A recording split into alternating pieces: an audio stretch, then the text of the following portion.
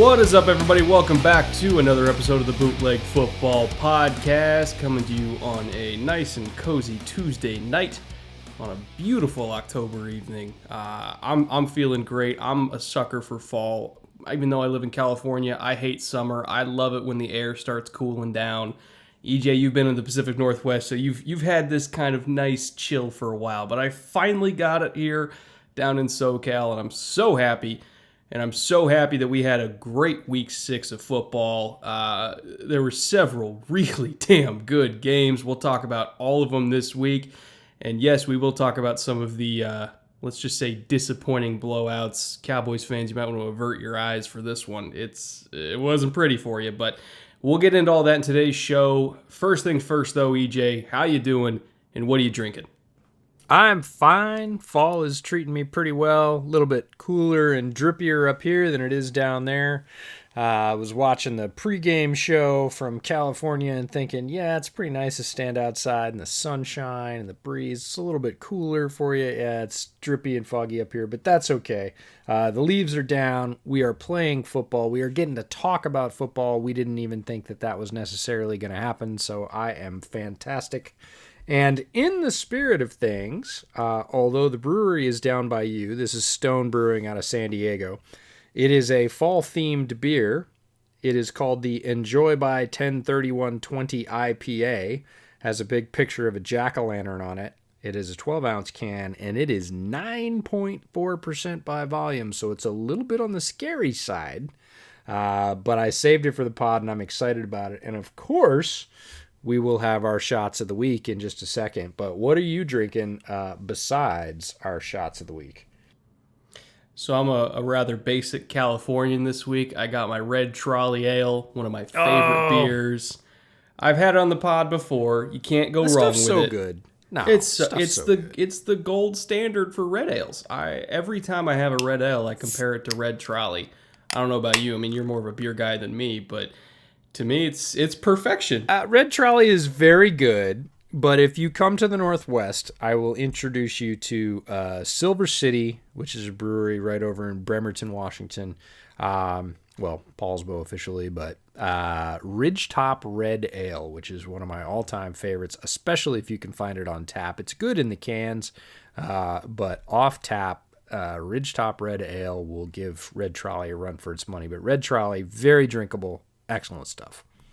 Well, next time I come up for a Hawks game, you'll have to take me over there. Or a Kraken game. Or a Kraken game. Either way, I love Seattle sports. They go nuts for sports up there. It's always a great environment. But that being said, let's get into the point after. And first things first, and we'll touch on him again later in the show, but we did not get to mention Jason Verrett last week, mainly because the Niners got their asses kicked and it didn't seem like the topic that was needed to be talked about. But on the other side of the disaster that was Brian Allen versus the Miami Dolphins, Jason Verrett has been playing, oddly enough, not even oddly enough, I guess the only surprising thing is that he's been able to stay healthy. He's always had this talent, but he has come out of relatively nowhere this season to play at an all-pro level.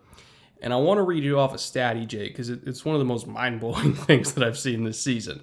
So the Niners corners, on the whole, have been kind of rough. They've allowed 648 passing yards between all of them. Verrett has played more coverage snaps than every other corner on the team due to injuries and everything else, but he's been kind of their only consistent guy in the lineup this season. And yet, despite all of those passing yards, he is only responsible for 24 total on the year. He allowed 0 this week for reference, but despite all of the damage that Brian Allen did to that secondary last week when they got run out of town by Miami, Jason Verrett gave up virtually nothing and has given up virtually nothing all year long.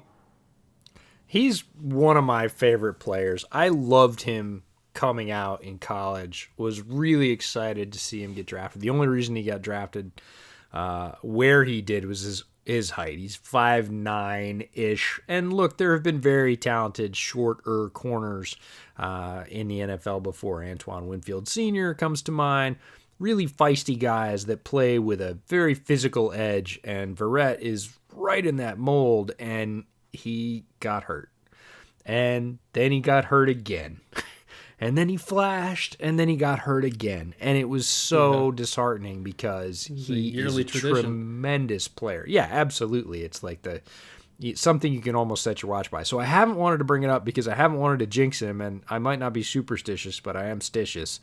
And like, he's been playing at a noticeable level for the last couple of weeks. I thought about bringing him up last week on the point after. I thought, nope, keep your mouth shut, because if you do, in this season of horrendous injuries, he'll be next. Sorry, the wait's over. We got to bring up Jason Verrett. He's playing extremely well. You brought up the coverage snap numbers. He's such a force against the run, the screen. He's incredibly instinctive, flies around, really physical. He's back making an impact, and it's a joy to see. He's a tremendous player. Huge pick in the end zone we'll talk about this week, but really, really good to see Jason Verrett playing healthy football at a high level again. Yeah, and another one I want to bring up, mainly because I saw his performance this week. He was one of the only Colts defensive linemen that oddly had a good game. But Grover Stewart last week against Cleveland was somebody that I don't believe I talked about him, but he has quietly become one of the better nose tackles in the league. And even though Cleveland did end up getting over 100 yards on the day on the ground, I mean, Grover Stewart was dominating the one-on-one battle inside against J.C. Treader, who's honestly a key cog, one of the biggest key cogs for that Cleveland zone run game, because the center is always so important in that kind of scheme. And Grover was beating them over and over and over again, and it was tough sledding to get all of those yards. They earned every single one of them. They got nothing cheap because Grover Stewart was winning that one-on-one, and he's done that every single week this year. And he's going to be a free agent in the offseason. I guarantee you he's going to get a lot of money, because a good nose tackle is key for a dominant run defense. And for most of the season, at least this year, the Colts have been able to rely on him to be that guy. Yeah, as a fan of a team that is short its nose tackle this year because Eddie Goldman opted out and then John Jenkins got hurt, you've seen that in the early season for the Bears, that they've not been great against the middle run. The last couple of weeks have been much better. Bilal Nichols has kind of been bucking up there, and they've been stopping the middle run with more regularity, let's just put it there. But having that guy like Goldman, or like you said, Grover Stewart, that big guy that can control the center, really drive sort of a 3-yard wide wedge into the offensive line and say, you're not coming through here, you got to go somewhere else, it's a tremendous key to run defense. And we've seen a lot of teams, Cowboys, that have not been able to control the middle of the line, and they just got their souls ripped out on Monday Night Football by this week, Arizona. But other teams have been able to run sort of at will through the middle of the Dallas defense. And again, if you have a guy like Grover Stewart who is locking that position down, it's not going to happen to you as often. You're going to be able to dictate more of what you can do, or more of what the offense can do and can't do. So yeah, very important player. One more guy I want to mention on the point after before we get rolling is Preston Williams. Been making plays all year for Miami, mostly between the 20s. He's only got 3 touchdowns. He had 1 this week, but he's just been making solid plays. He's kind of that glue guy for a receiving core, and Fitzmagic has found him over and over again. Every week he's made 2 or 3 or 4 not necessarily big plays or flashy plays, but important plays, first downs, conversions, catch it along the sidelines and get out to stop the clock so we can get a field goal. Preston Williams has just been doing that kind of a thing. We highlighted his teammate, Myles Gaskin, last week for doing a similar kind of a thing. Again, not racking up gaudy stats, but keeping the sticks moving, getting the yards he needed to convert, move the chains, just making things work for an offense that's finding a way to be fairly efficient. And we hadn't mentioned his name yet. He had a touchdown this week. It's worth mentioning. Yeah, Preston Williams, there was a lot of excitement in Dolphins camp for him. Some people were worried if he was going to be healthy to start the year because he was coming off that ACL, but he recovered in only 9 months. And, we kind of heard little rumblings that he was looking phenomenal in camp, and that Fitzpatrick obviously loved him because Fitz loves big targets. And good to see him come back healthy and kind of hit the ground running. Curious to see what he's going to do with Tua now that Tua is named the starter in 2 weeks' time after the bye week. But We know Tua. He's really, really accurate, especially over the middle of the field, and I think he's going to make excellent use to Preston Williams. So good on him for having a good bounce back year after that ACL. And with that, we're getting to the bootleg shot of the week, which every single week as we kind of go through these games, we nominate good, clean hits that kind of demonstrate how you could still be physical while being legal. You can still absolutely clean somebody's clock without causing lifetime damage, as we say. And we always like to talk about game-changing legal hits, and we call it the bootleg shot of the week. We then ask you, the listener, to vote on your favorite hit of every single week, and then we take a shot to commemorate it on the following show. So this week, Kyle Fuller's game-changing forced fumble against the Bucs was the winner by, honestly, a pretty large margin. I know we got a lot of Bears fans that listen to this podcast, but kind of hard to disagree. Huge hit, changed the game. So I'm going to grab my shot glass here. I got a Cazadores Reposado. EJ, I think you have a tequila yourself as well. I do. I am matching your tequila. I have a Milagro, and it is the Blanco. Well, it's actually their silver, but they're Blanco. Extremely smooth. Chilled mine down a little bit. So you ready? I am ready. All right. Here's the Kyle Fuller. It was a rack. Salud. Oh. Ooh. Well, the podcast will be warmer. Temperature is rising, iced or not. But that'll wake you the fuck up. It. Yep, that'll tickle the old taste buds going down. Good stuff. Fuller's hit was really tone setting for the Bears. Before that, the Bucs in that game had been moving, not necessarily at will, but pretty regularly. And after that, they got almost nothing. It reminds me of the old, you'll get nothing and like it. That was Kyle Fuller's hit. And he's been doing it every week. We're going to talk about it again when we get to the Bears-Panthers games. But, yep, we will have some bootleg shot of the week nominees this week as well. So we had a bunch of fun with the voting on the YouTube channel. Keep it up this week. We'll try to put out a poll on Twitter as well, so you guys have multiple chances to vote on what you think are the game-changing shots of the week. So with that, we will talk about hated Bears rivals, Bucs and Packers, which is duly relevant because the Bears played the Bucs the week before.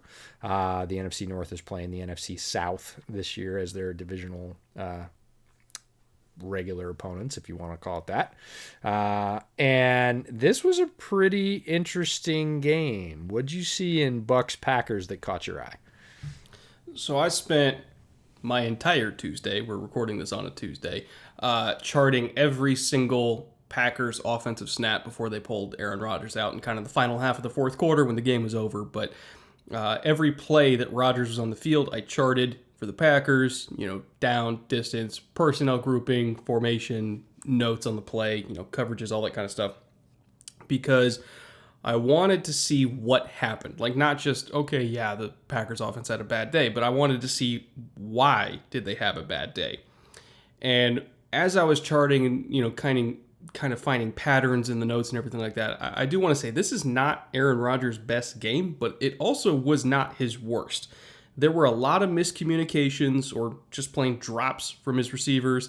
You look at an open seam ball that Mercedes Lewis, I think, didn't quite adjust well enough to because the middle field safety kind of vacated. There was a coverage bust, and you would expect Lewis to kind of adjust inside of that, and he didn't. So that was incomplete. Equinemius St. Brown had a couple drops. There were protection mistakes from his running backs. Jamal Williams gave up a couple sacks.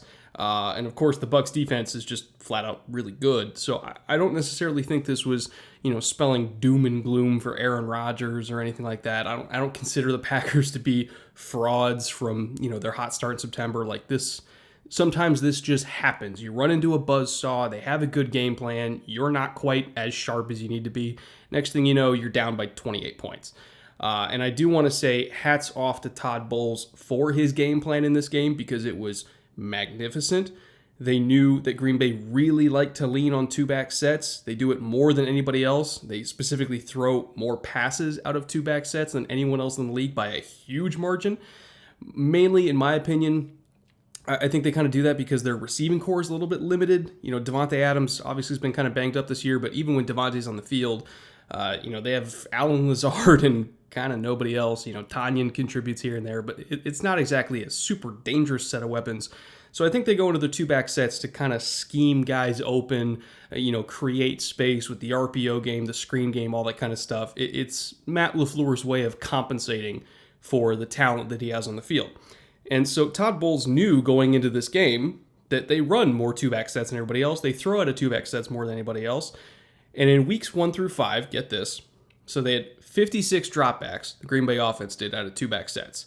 8.2 yards per attempt, about 85 yards a game, 4 touchdowns, no picks, 2 sacks. Pretty good numbers. That's a huge chunk of their passing yardage per game out of two-back sets. In week 6, they had 12 dropbacks, 3.1 yards per attempt, only 34 yards, no touchdowns, 1 interception, and a sack. They shut that off. They shut that part of their offense down. And because of that, the rest of the offense kind of went with it because they build a lot of stuff off of that. And I'll give you an example, not to make this too long, but it kind of hits home here. So nobody cares if you make it too long. We heard that loud and clear from all the fans this week.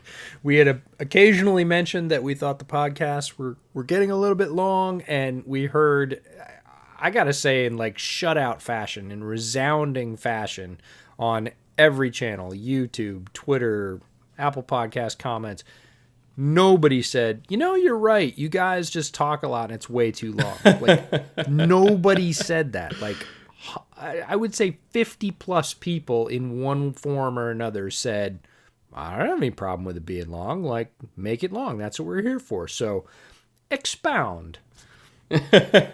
Well, with that being said, since they like long podcasts, here's an example of how the Bucs were so prepared for this two-back passing game. This is like the second or third play of the game. I think it was the second, if I recall correctly.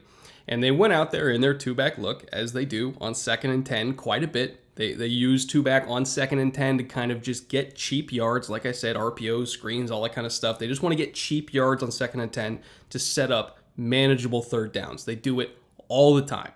So they got Aaron Jones and Jamal Williams on the field. Jamal Williams is in the backfield. Aaron Jones was over in a bunch to the right on the weak side of the formation. So the tight end was on the other side, away from the bunch.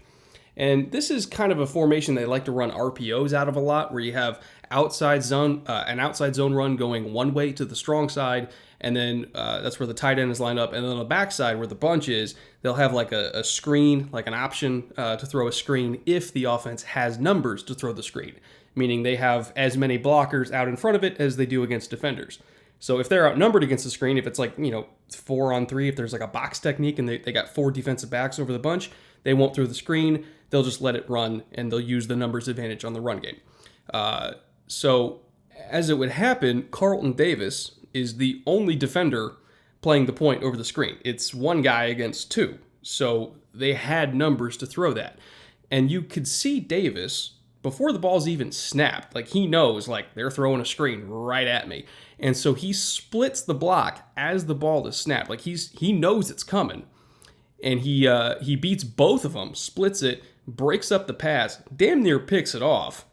And so I looked at that and I was like, okay, how did he know they were doing that? Because you can run a lot of stuff out of a bunch. It doesn't just have to be a screen. How did he know that was coming? And so I looked at every single play up until that point in the season that Green Bay had run out of their two-back stuff. And wouldn't you know, all the way back in week 1, fourth quarter, I think it was like 6 minutes-ish left to go in the fourth quarter, they ran that exact same play against the Vikings. Two-back look, bunch to the right, RPO with a backside tag for a screen, and I think it got like 4 or 5 yards against Minnesota. So again, it's an easy yard generator on early downs for them. And Carlton Davis knew, based on down, distance, formation, situation, and just good old-fashioned instincts, this RPO is coming. They're throwing a screen my way. It's 2-on-1. If I don't make this tackle, this thing is going to go for a big-ass gain. And he just came hard upfield and broke it up. And that, to me, is both a testament to Carlton Davis for studying, but it's a testament to Todd Bowles for getting his guys ready, getting them to understand tendencies and situational football, and just kind of being able to play with their brains as much as they do with their feet and hands. And so hats off to Todd Bowles for knowing what Green Bay leans on, which is their two-back offense, and then shutting that down, which then caused a ripple effect throughout the rest of the offense where they just couldn't get anything done. Yeah, I feel like Bowles kind of, if we're using baseball analogies, threw like a 2-hit shutout. It wasn't that the Packers got nothing. It wasn't a no-hitter, or maybe it was a 2-hit, like, 1-run game. Like, he really threw a ton of looks. He disguised well. He varied his looks. He adjusted well at halftime. All the things you need to do to play well against a guy like Aaron Rodgers that, look, he's seen it all. It's very hard to, quote-unquote, confuse him. It's not impossible to frustrate him, but it's very hard to sort of pull one over on him. You're not going to, for the most part, get him to throw bad balls with regularity. And Bowles had the answer. Not only, like you said, does he have talented defenders at every level? He absolutely does. The defensive line has got a bunch of murderers on it. He's got 2 great inside linebackers. The secondary we've talked about quite a bit. You just talked about Davis. Jamel Dean's been playing out of his mind. He had a pick 6 this week. So, again, those are players that are playing at a very high level. But you're right. Getting them prepped, getting them ready, and then calling that game, right? It's like a catcher calling a really good game for his pitcher. Even if the pitcher is tremendous, you still got to set him up and put him in the right situations. And Bowles did that masterfully, and the Bucs walked out with a victory. And it wasn't all that close. Like, they had that almost from bell to bell. And a lot of that falls on Todd Bowles. Yeah, once, they were down 10-0 to start, but once they got the interceptions, I mean, that was it. The game. Once there was the 3-pump celebration, if you're listening to any kind of sports media, that was the end of it. That was the summoning of the devil, and they fell apart after that, because that's what did it. Not Todd Bowles and his talented anyways, that's garbage, but, The devil was Rob Gronkowski, by the way, who had a vintage performance. He looked like the old Gronk for a day. So I think those pelvic thrusts might have set Gronk off, because 5 catches, 78 yards, touchdown. All right, quick piece of advice: if you have Gronk in fantasy, sell right now. Sell right now. Call whoever you can and sell, because it's probably not happening again, but it did indeed happen. And good on him, good to see it, but not likely to happen again is what we're saying. So I thought he was damn near going to break a hip every time he took a hit out there. Not going to lie. I was always a little bit worried. Yeah, it's funny. I guessed it on a fantasy football podcast this week, and we ended up talking about the Gronkowski game and what that should mean and what owners should do with that. But Gronkowski really he goes into the situation. Yes, obviously a strong relationship with Tom Brady, but in terms of the tight end situation, the only worst place he could have gone pretty much in the league is Cleveland in terms of talent, right? They've got, at the beginning of the year, they got O.J. Howard, they got Cameron Brate, like easily a couple of starters. Gronkowski is the 3rd, maybe the 4th tight end at the start of camp. Like, he's not a guy that's looking for a ton of targets or production. He's looking at support and selling a system and getting everybody used to how Tom Brady likes things. But here he is, O.J. Howard out for the year, Cameron Brate not exactly setting the world on fire, and Gronkowski does the Gronkowski thing. And it was nostalgic, but if you expect it to last, it might not happen.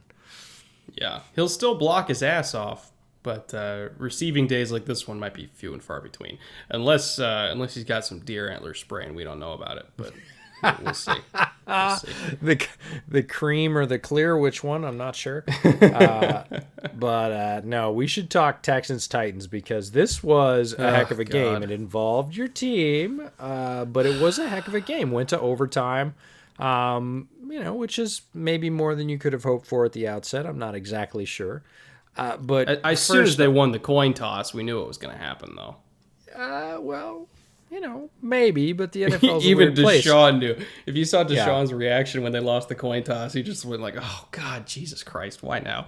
He knew it was coming. But we need to lead with Derrick Henry, because OMFG, Derrick Henry look, a really talented guy. We've talked about him at length. We talked about him when he signed his contract. We talked about what we thought about that, all that. Derrick Henry just ruled this game. 212 yards. 169 of those yards came on only 5 carries out of 22. That's staggering production. And this team is built around 2 things, and one is his ability to run it behind that offensive line, and we'll talk about that a little bit later. But look, Derrick Henry is a guy that if he keeps stringing these type of games together, 200-plus yard games, and he does this for, I don't know, 4, maybe 5 more years, we're talking about Hall of Fame type numbers that are going to be hard to ignore. And it's not that I'm saying, look, Derrick Henry is a first ballot Hall of Famer. I don't necessarily believe that, but he continues to rack up these just eye-opening performances, right? It's not an error that a guy that's 240 plus pounds who runs low 4s and clearly can outrun defensive backs. We saw that in pretty much the sort of starkest contrast this week. He had straight up one-on-one with defensive backs and just ran away from them on a 94-yard run.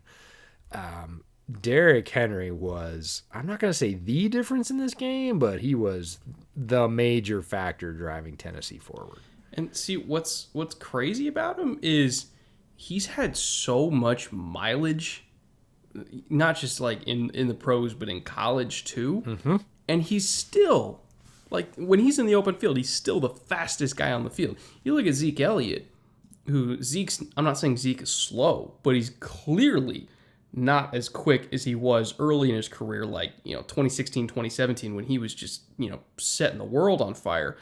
I do think Zeke has been worn down a little bit as his workload. He's already got like almost 1,300 carries, I think it is. And Derrick Henry's pushing 1,000 himself. But Zeke already, I think, has been affected by his workload, where Derrick Henry, when you include his college workload, has had more carries than Zeke, I believe. And he looks just as fast as when he was 19 years old. Like, he has not lost a single step. And that is just wild to me. He's a freak. He is absolutely a physical freak. There's no doubt about it. We were talking about it prior to starting this podcast, that he's just an odd physical individual. He obviously is very large. He's tall for a running back. He's heavy for a running back. He's extremely high cut, meaning his hips are quite high. His legs are long. One of the reasons he doesn't look like he's running that fast is his legs are longer than most running backs, and he doesn't have that super high, short, choppy cadence. But he is striding and clearly running away from guys that should be much faster than him in the defensive backfield, and he does it with regularity.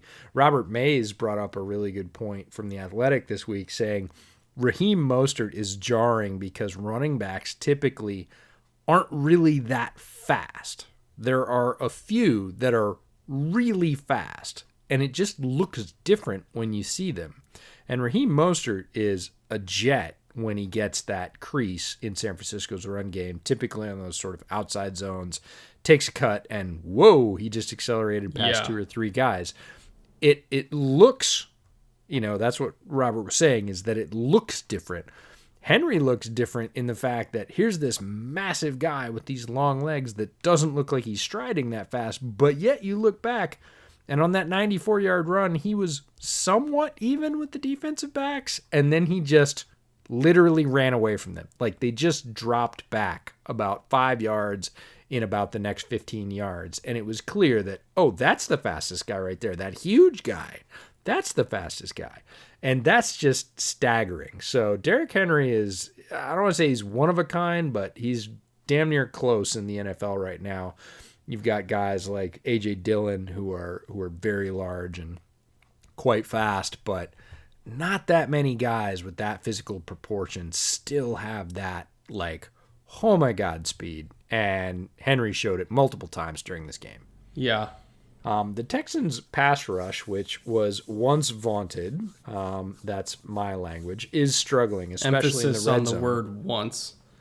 Yeah, look, they had for a while, they had Whitney Merciless, Jadeveon Clowney, J.J. Watt. Like, this was a unit that had some firepower that you really did have to worry about on pretty much every play. Doesn't feel like that anymore, and especially early in the game, in the red zone, they were not getting a ton of pressure. Tannehill was having enough time, plenty of time to do the things he wanted to do. But right as soon as I wrote that in my notes, good old J.J. Watt maybe has his Gronkowski moment, makes a game-turning play, which happens to be a bootleg football shot of the week candidate. The sack forced fumble combo was huge, gave the Texans a short field, and it was vintage JJ. This was a blast. Yeah, coming around the blind side, not just wrapping up the quarterback, but giving that nice karate chop as you're coming around the end. This was a very good game for J.J. Watt. Honestly, he's been having a good season, in my opinion. He's just kind of the only guy there. So he's getting that old, 2012, 2013, everybody block JJ and we'll handle everybody else kind of treatment. Back when Whitney Merciless was still young, before he kind of became, Whitney, he had a decent spike in kind of the mid 2010s, and then he kind of fell off again. But back in the early J.J. Watt days, where it was him and Antonio Smith, and they were willing to leave Antonio Smith one-on-one all day in order to double and triple JJ, and that's what's happening again now, except we don't even have Antonio Smith. We have nobody. So it's been rough, but this was a vintage, give JJ Watt a one-on-one and he'll go win it type hit. And yeah, he changed the game right then and there, and I only wish that Houston could have won the coin toss, because I genuinely believe Deshaun would have won that game if they did. And people give Romeo Crennel crap for not kicking the extra point and trying to just win it with the 2-point conversion. But again, when you look at the percentage chance, like, if you can put the ball in Deshaun Watson's hands and he's got a, maybe 50-50 shot of just winning the game for you, you trust Deshaun Watson. Like, that to me is not a bad decision. Did it work out? No. Would I do it again? Absolutely. So I understand why he did it. You want your defense to just get one stop. Of course they couldn't, because they suck. And then, you lose the coin toss, and then, of course, the defense can't get another stop, and they lose. But putting the ball in Deshaun Watson's hands to try to prevent your defense from having to do anything, to me, is a good call. So I do not agree with the people that are hating on Romeo Crennel. He did the right thing. Yeah, I think, again, given that chance, either one of us would take it. More often than not, the chances that Deshaun Watson is going to win that 6 out of 10 times, pretty darn good. This was one of the 4 times that, he rolled snake eyes and nothing came up right, which, again, is almost a little jarring in its own right, because he's such a magician. We talked about this last week, but what he does late and near the sidelines and with no room and with no time and with no angle routinely gets you kind of almost callous to the fact that when he has a somewhat kind of normal play, like going for the win, and he doesn't get it, you're almost like, wait, what? Like, he always gets it. So yeah. I would take that chance just like you would. Couple things to mention on the Tannehill side. There's a Freudian slip for you. For the Titans side, the thing that makes the Titans unfair right now is, even with that very physical, mashing offensive line that is sort of molded in the spitting image of Mike Vrabel as a player. And wait, EJ, Mike Vrabel wasn't an offensive lineman, no, but he definitely had the mentality of grinding people down. He was a very physical player. And the team has really made in him his image to maximize Derrick Henry's talent. What you have on the flip side of that coin is Ryan Tannehill is looking so sharp right now. Playing at the top of his game, incredibly comfortable in the system, has command, knows where he's going with the ball. And when you have sort of a double-edged sword like that, like, hey, we got to sell out to stop Derrick Henry in this run game, and then Tannehill's being really sharp and efficient and hitting the receivers, including Anthony Firkser? Like, who the hell is Anthony Firkser? Sorry. With my background in the draft and scouting, when I see a player in the NFL that I have never, ever heard of, I get interested. And here comes Anthony Firkser. He's a third-year player. He went to Harvard, you smart guy. So he's one of those Ivy League tight ends. And he has a massive game. He breaks out for over 100 yards. Like, Jonnu Smith is not doing so well, and, he's injured. And here comes Anthony Ferksker. And Tannehill's like, well, he's open. I'll hit him. And when you've got that on the flip side of that offensive line and Derrick Henry, like, it's just a tough out. It's really difficult to beat a team that's playing that well on both the run and the pass. Yeah, I mean, this is the same team that came out and whooped Buffalo while barely even practicing for 2 weeks, and then they come out and they back to back. What is it? Back to back 35+ point games, maybe even 40-point games for them. Like the defense. They had a rough one with Deshaun because Deshaun's one of the best quarterbacks in the league, but this is still a good defense in my opinion. Jeffrey Simmons is kind of getting back into it after missing last week from the COVID designation, but come December, this defense is going to be fine in my opinion. And not to mention the offense is firing on all cylinders. Like this is not just they'll win the AFC South. This is not just maybe they'll get to the wild card round and then, get bounced by Baltimore or something like that. Like this is you better keep track of them for the Super Bowl and not just the AFC, because this is a legitimately dominant team on both sides of the ball. They already proved last year that they can kick the bully in the teeth in Baltimore. Went to the AFC Championship game, and I think they're even better this year. Like I think they can beat Kansas City. Obviously, I think they can beat Baltimore. I don't really know of any other teams in the AFC that would even threaten them at this point. Like, I think it's Pittsburgh, I guess, is up there too. God, actually, Pittsburgh and Titans, when is that game? Is that this week? I don't know, but it's going to be must-see TV because both of those teams are playing at the top of their games. And I honestly... just when you said that, and I hadn't made this comparison before, Tannehill looks a little bit like Big Ben to me, except way more mobile, right? I'm not talking about mobility, but that ability to sit back and pick apart a defense really at every level, because he's throwing the deep ball well as well, but he's not afraid to take the underneath receiver, obviously the tight ends. He can go deep to A.J. Brown. Like, he's got weapons, and he just looks like Ben when Ben was in that middle stretch of being incredibly comfortable in the Pittsburgh offense. He'd been in the same offense with the same coach, the same offensive line coach, right? He just knew where everything was, and every week it looked like he was just flipping it to the open guy all the time. And you add to that, Tannehill is a converted wide receiver in college. He can really run. Big Ben never had that ability to really sprint. Again, it's one more element to this team that's super well balanced, extremely physical, both on offense and defense. And like you said, I think they're going to stress every team they play right up to the end, and the end might be the Super Bowl. I just checked, and so the Steelers and the Titans are the only unbeaten teams left in the conference. They play this week. Oh. That is going to be sick. Oh, I wish we could travel. That is going to be so sick. I can't wait. That is going to be because again, the Titans are again not just AFC South, not just wild card, not just division. Like this is a legitimate Super Bowl contending team, and Pittsburgh is one of 3 other teams in the whole conference that I think can actually beat them. So this game's going to be crazy. Yeah, I can't wait to do some digging on that one because it's going to be really good. But let's go to a completely different flavor of game. Rams-Niners. Now, this is an NFC West showdown.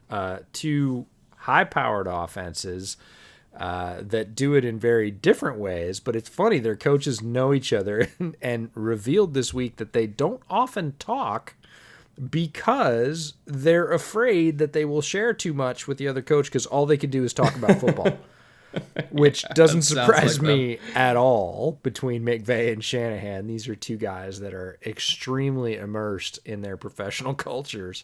But I just find that funny that 2, again, very successful, very young head coaches, both known for their offensive bent and innovation, playing in the same conference on the same coast, don't talk to each other because they're afraid they might let something slip that the other coach will take to the bank.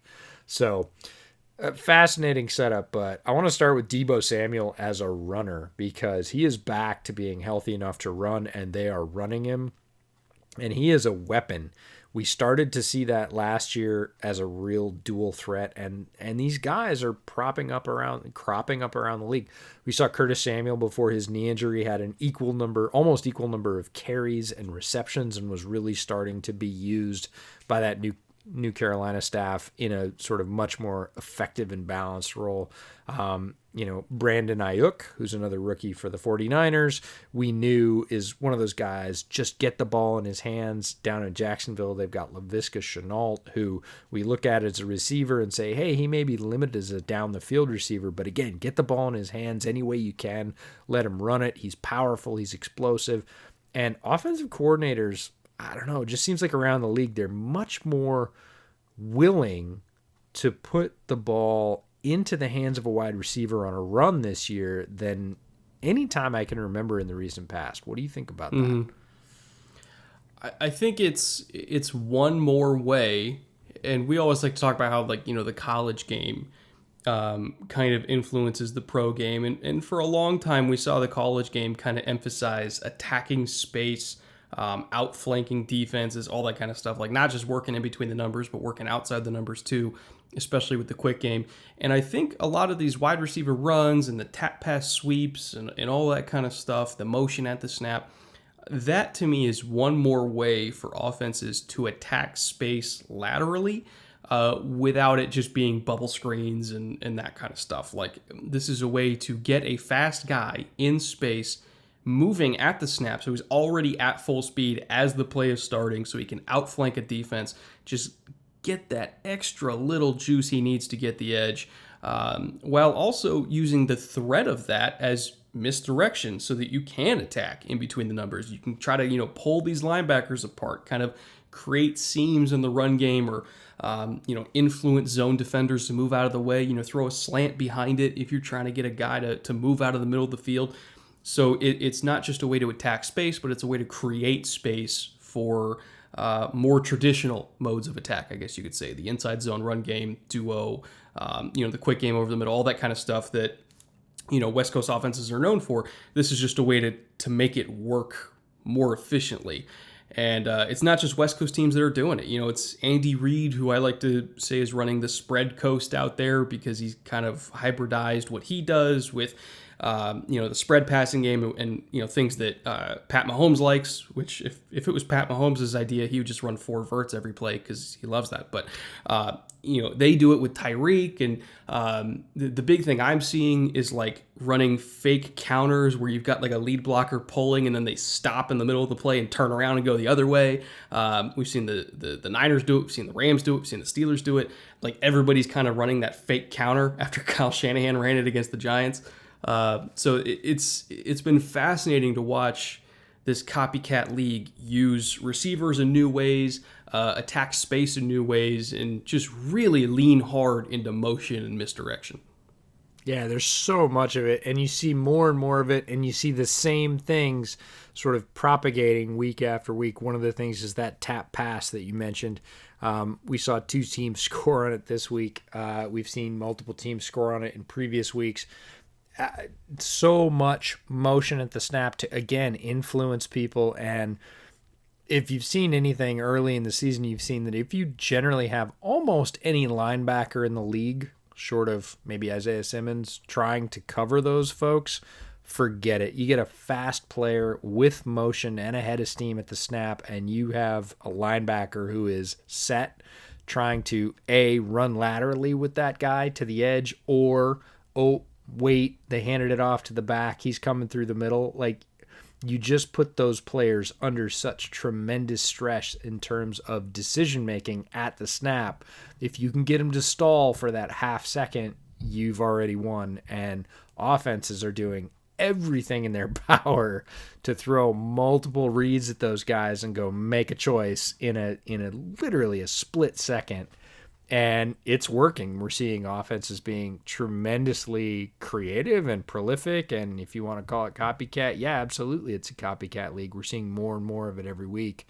And, it's always that point counterpoint, right? If the offense is doing that, defenses have to figure out a way to counter that. It's the same thing when the RPO came in and slow playing those reads. Like, there's always that great balance, cat and mouse between offense and defense. And the defense is a little bit behind on all the sort of pre-snap motion and motion at the snap specifically. So it'll be really interesting to see how they catch up. But in a more traditional way, if you're talking about the Rams, Darrell Henderson, man, this guy, I loved him. I swore to God that the Bears were targeting him because they wanted more explosive plays. Turns out they wanted more of a Kareem Hunt type clone. They ended up picking up David Montgomery, trading up to do it. Darrell Henderson is a super flashy player. He's so much juice. So much juice. And it's the thing about Henderson that makes him extremely special is all he needs is a crack. And if he gets the crack, he blows through it at such a speed that it's not just that he's to the second level. He's really putting pressure on the third level to be in the right position or the right fit, or at least somewhere near him, because if they're not close, they're not getting him. He's already at like level 1.5 when he busts through the line.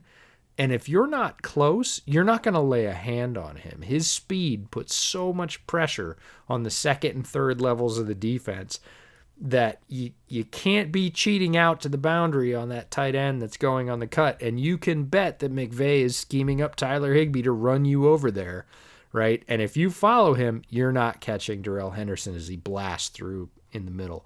So it's really fun to see a fully healthy running back for the Rams. They've been sort of nursing along with Todd Gurley and trying to monitor his snap count, and he could be explosive when he was fresh, but not like Henderson, who has an extremely low number of rushes overall, if we're talking about college and the pros, and is running at full speed right now, and it's so much fun to watch. Yeah, and I mean, having Cam Akers as your number 2, I mean, there's a lot of teams that would kill for that. Yeah, it's an embarrassment of riches. There's a lot of teams right now that have, we always talk about running back duos, and especially if you play fantasy, you're talking about splitting carries and backfield by committee. This year, there's a number of teams that go legitimately not 2 deep, but 3 deep. So not running back duos, but running back trios. The Browns are one that come to mind. The Colts are in the same category. They have 3 guys that they could go with. Even after Marlon Mack got hurt, which is ridiculous, which means they had a quad before that. And having guys like Cam Akers and Darrell Henderson that you can bring in waves and keep fresh, talk about putting pressure on a defense. I think offenses have fully committed to the idea of not necessarily having a bell cow, but having a couple of bell cows and running them in rapid succession and doing what they do best. And, you know, they have Malcolm Brown as the number 3. You know who their number 4 running back is, in my opinion? Robert Woods. The next guy we're going to talk about, Robert Woods, again, right? We said it a few weeks ago that Robert Woods is just a great football player.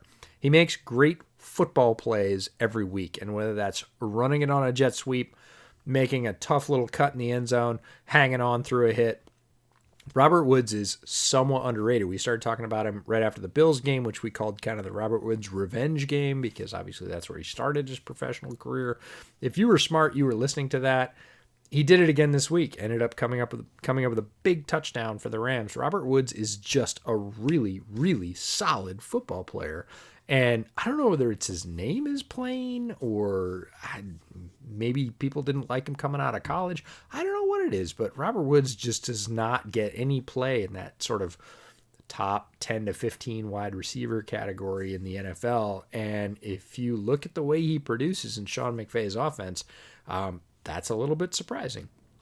You know, if we're just talking about pure receivers, I don't know if I'd put him top 10 to 15, but if we're just talking like football players who happen to be designated as wide receivers that block and run, and he'll play special teams if you want him to, like, yeah, he's a football player. Like, he's hard to overlook Cooper Kupp in that as well, category. You know?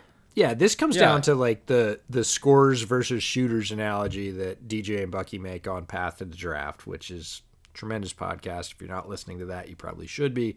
But they really talked about that guys in basketball that can score cleanly, that guy that can shoot the three-pointer all the time, that's a shooter, right? And we love classic shooters. And you're talking about that pure wide receiver, right? That's the classic shooter, as opposed to scorer, which is you get the ball in their hands and they do good things with it. And that's Robert Woods in a nutshell. So Woods is just that guy that you got to have. And his running mate, Cooper Kupp, is tremendously consistent. We actually called him out on the program, I think, last week and said, man, here's a guy that just keeps making plays. And Cooper Kupp threw up a 0 this week. He had a rough week. He was well open downfield. Jared Goff threw him a great ball, and he just pulled up like 3 yards short. It looked like he lost it in the lights. I'm not exactly sure, but he had a stride, and he just kind of shut it down, and the ball landed, 2 or 3 yards past him. Looked like he could have had it, and then he missed a contested catch in the end zone that would have been a touchdown. That is very non-Cooper Kupp-like. He is absolutely the guy that typically makes that play. Had 9 targets this week and ended up with 3 catches for 11 yards, no touchdowns. So that is a very un-Cooper Kupp-like week. I am not portending doom for Mr. Kupp. I think he'll rebound just fine, but he had a rough showing for a guy that's tremendously consistent. Almost jarring to kind of look at it and go, what, 3 for 11 on 9 targets? That is very non-Cooper Kupp-like. I will give the 49ers defense some credit for that. Actually, I'll give them a lot of credit for it. Because at the end of the day, we're talking about how much we love Woods and how much we love Kupp and how much we love Henderson. The Rams only put up 16 points. And part of the reason for that, or rather a big reason for that, is the Niners secondary is finally a little bit healthier. And as we mentioned at the top of the show, Jason Verrett's playing like an all-pro. They got Emmanuel Mosley back, and what a difference that made. Like the Niners corners as a group only gave up 71 yards passing in this game. Jared Goff had less than 200. So while we love the talent of Henderson, while we love Woods as a football player, while we love Kupp, and it seemed like he had an off night, overall this was not a very productive offense because the Niners defense played very well, especially in the secondary. And I think, I don't know if we're going to see this every week from the Niners because they just had so many injuries, but they still have a lot of talent. Like, they still have Fred Warner, one of the best linebackers in the league, probably top 3 to 4, I would say right now, linebackers in the league. They don't even have Richard Sherman back yet. I can't remember when he's supposed to come back, but Verrett, Mosley, and Sherman, I think, is an elite trio of corners.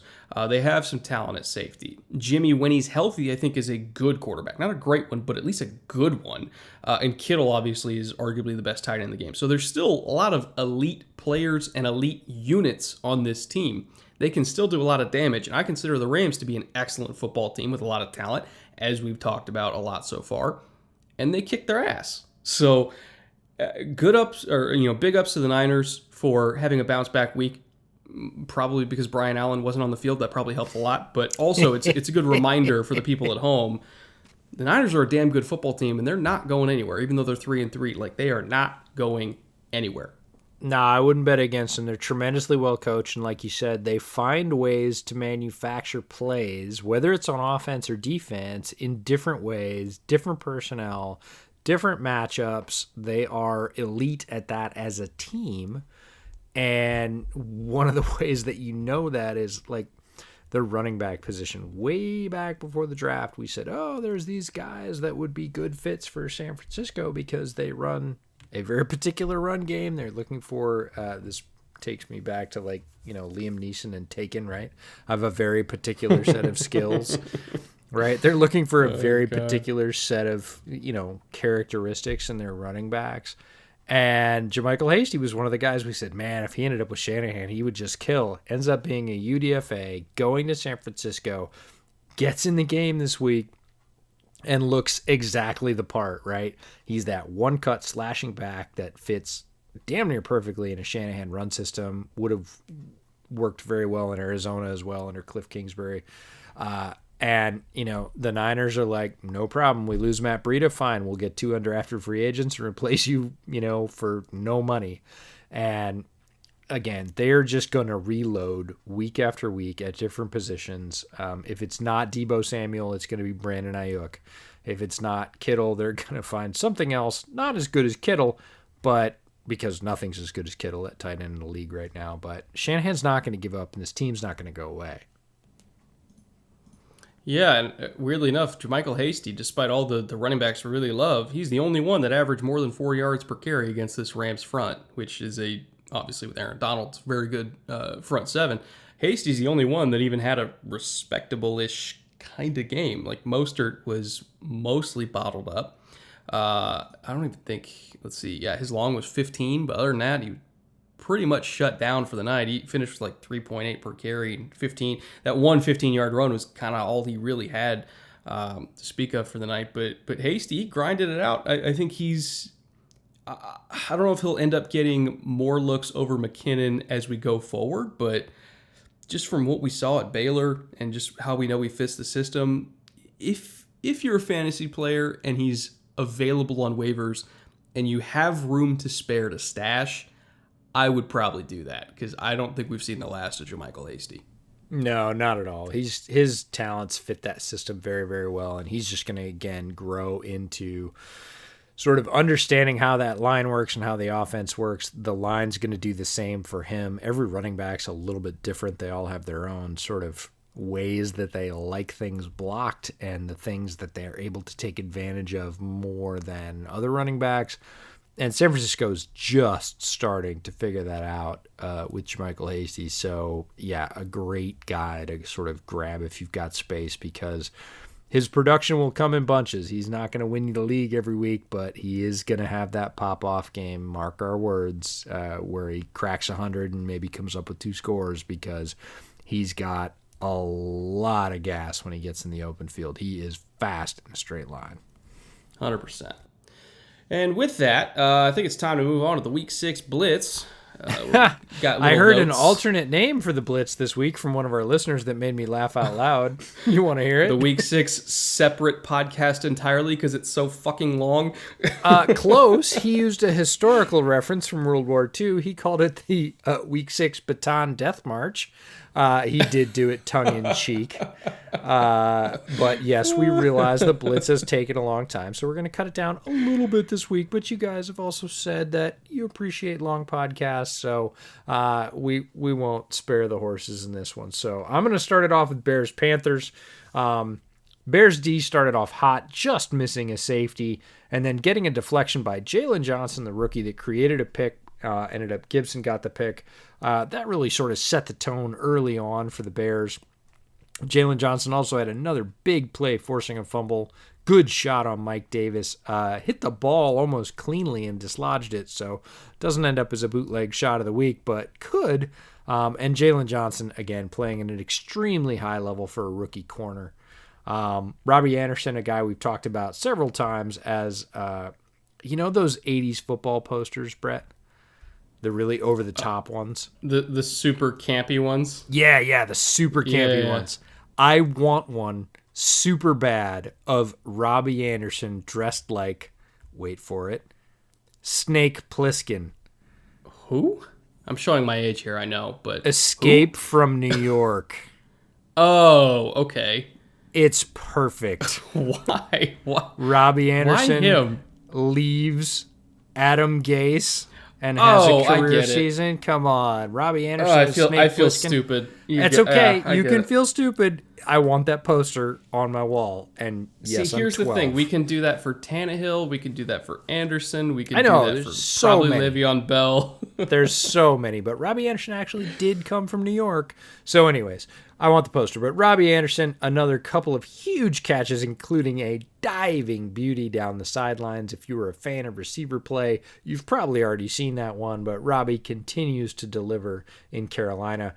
And Kyle Fuller, we would be remiss, our inaugural bootleg shot of the week winner, had another massive shot that was wrongly flagged. Go back and look. No contact with the helmet, led with the shoulder. Kyle Fuller has figured out how to absolutely physically dominate and rip guys under the rules legally, and the officials have not figured out how to handle it.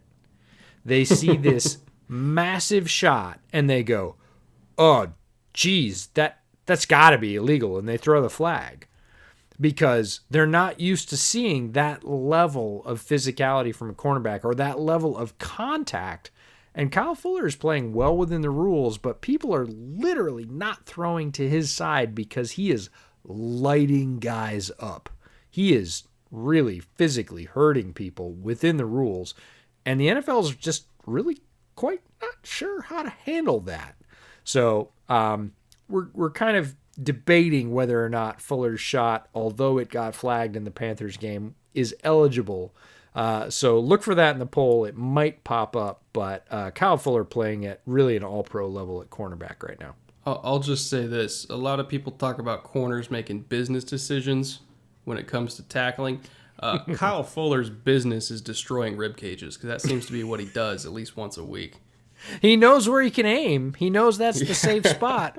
And it was funny because he got flagged in that game, and he actually had another big shot on a ball carrier later, and they ducked their head really severely, like jackknifed their back over and pulled their head below their hips, and he got underneath them and hit them in the knees and was like, nope, you can go low, but I can go lower. I'm not getting fined. We're gonna play limbo all day long. And he ended up like 14 inches off the ground, shoving his shoulder pads into this guy's kneecaps because he ducked his head and Fuller didn't want to hit his head. But that's another story.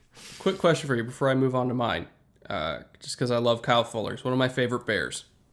Ring of Honor, yes or no? If he keeps playing like this, absolutely. Not even close. Yes. How many more years? Maybe just a couple because he has been playing. He really hit his stride. There was a big, let's call it variance with Kyle Fuller. There was an odd year where he had an injury, and Vic Fangio called him out and said, if he really wants to play, he can come back, which was a very odd thing for a defensive coordinator to say about a star defender. Kyle Fuller ended up sitting out. We were just very unsure about Kyle Fuller's standing with the Bears at all. Came back the next year and had really his first sort of renaissance year because he had good years early in his career, and then there was this sort of mid-rookie contract waffle, and this there was a couple weird years like 2015, 2016. Yeah, and then he had this sort of public-ish falling out with Vic Fangio, and we all went, "Oh, what the hell's going on here? Like, or is he falling off?" Like, he comes back the next year and locks it down and plays tremendous ball, like top 10 corners in the league ball, and he really hasn't dropped off since. And now he's gotten back to that form that he had in college at Virginia Tech when he was extremely physical. He was one of the guys that when I scouted him, one of the things I loved the most was his ability to absolutely sniff and sub out and destroy screens, like going through the blockers, not around them, not splitting the blockers, but blowing up the blocker and then blowing up the screen. He also played punt coverage and punt return teams because his brother was the punt returner. And one of my favorite all-time Kyle Fuller highlights is him being a blocker on the punt return team for his brother and laying a guy out on the sidelines to free up his brother for a return. I mean, like completely horizontal, like torpedoing him out of bounds. And you're like, that's their star corner? He's doing that on special teams, on returns? Like, Kyle Fuller is an amazingly physical player, and I am glad that he is maximizing that because it literally does. It sets fear into people, and they won't admit it because it's the NFL, and macho culture still rules the NFL. Nobody's going to say, I'm afraid to go to that side. But right now, you don't think guys are alligator arming it a little bit because Kyle Fuller's coming for their ribs? They absolutely are. They're listening for the footsteps. Guarantee it. Anytime they read zone and they know he's waiting there in the flat and they're running a shallow cross, they're just thinking, please, for the love of God, don't throw it to me. Please don't throw it to me. I'm going to get murdered. Please don't throw it to me. For those of you that don't know Kyle Fuller's game is off man. Also good in zone, but off man, and he lurks. He and Eddie Jackson are the same in this. Their ideal position for any play is about 6 yards off wherever the man they're stalking is. And I say stalking with purpose, right? Because they are waiting for the ball to come to that player so that they can break downhill and explode that guy. And that is their preferred method, is playing forward or coming forward, downhill, whatever you want to call it on defense. They will shadow about 5 to 6 yards off that guy and play downhill hard to the ball. We've seen Eddie Jackson. We saw him do it in this game. He had a pick called back for a sort of, I don't want to say phantom DPI call. Again, for like the third time this year. He posted on Twitter that, hey, man, that's 8 TDs in 4 years. Unfortunately, only 5 of them count. But Eddie Jackson's had 2 in the last 3 weeks that should have been touchdowns on returns. But Eddie Jackson, Kyle Fuller are the same in that way, that they shadow folks about 5 to 6 yards deep and break downhill back towards the quarterback and hit the guy going through. And they're both very, very good at it. Yeah. God, I love watching this Bears defense. I just love it. But with that being said, I'm going to move on to, again, in true Blitz flat fashion, taking 20 minutes per team. I'm going to move on to fight. You asked Falcons, the extra Vikings. question. It's on you, man. I know. It was a great question. I love talking about Kyle Fuller. But anyway, Falcons, Vikings.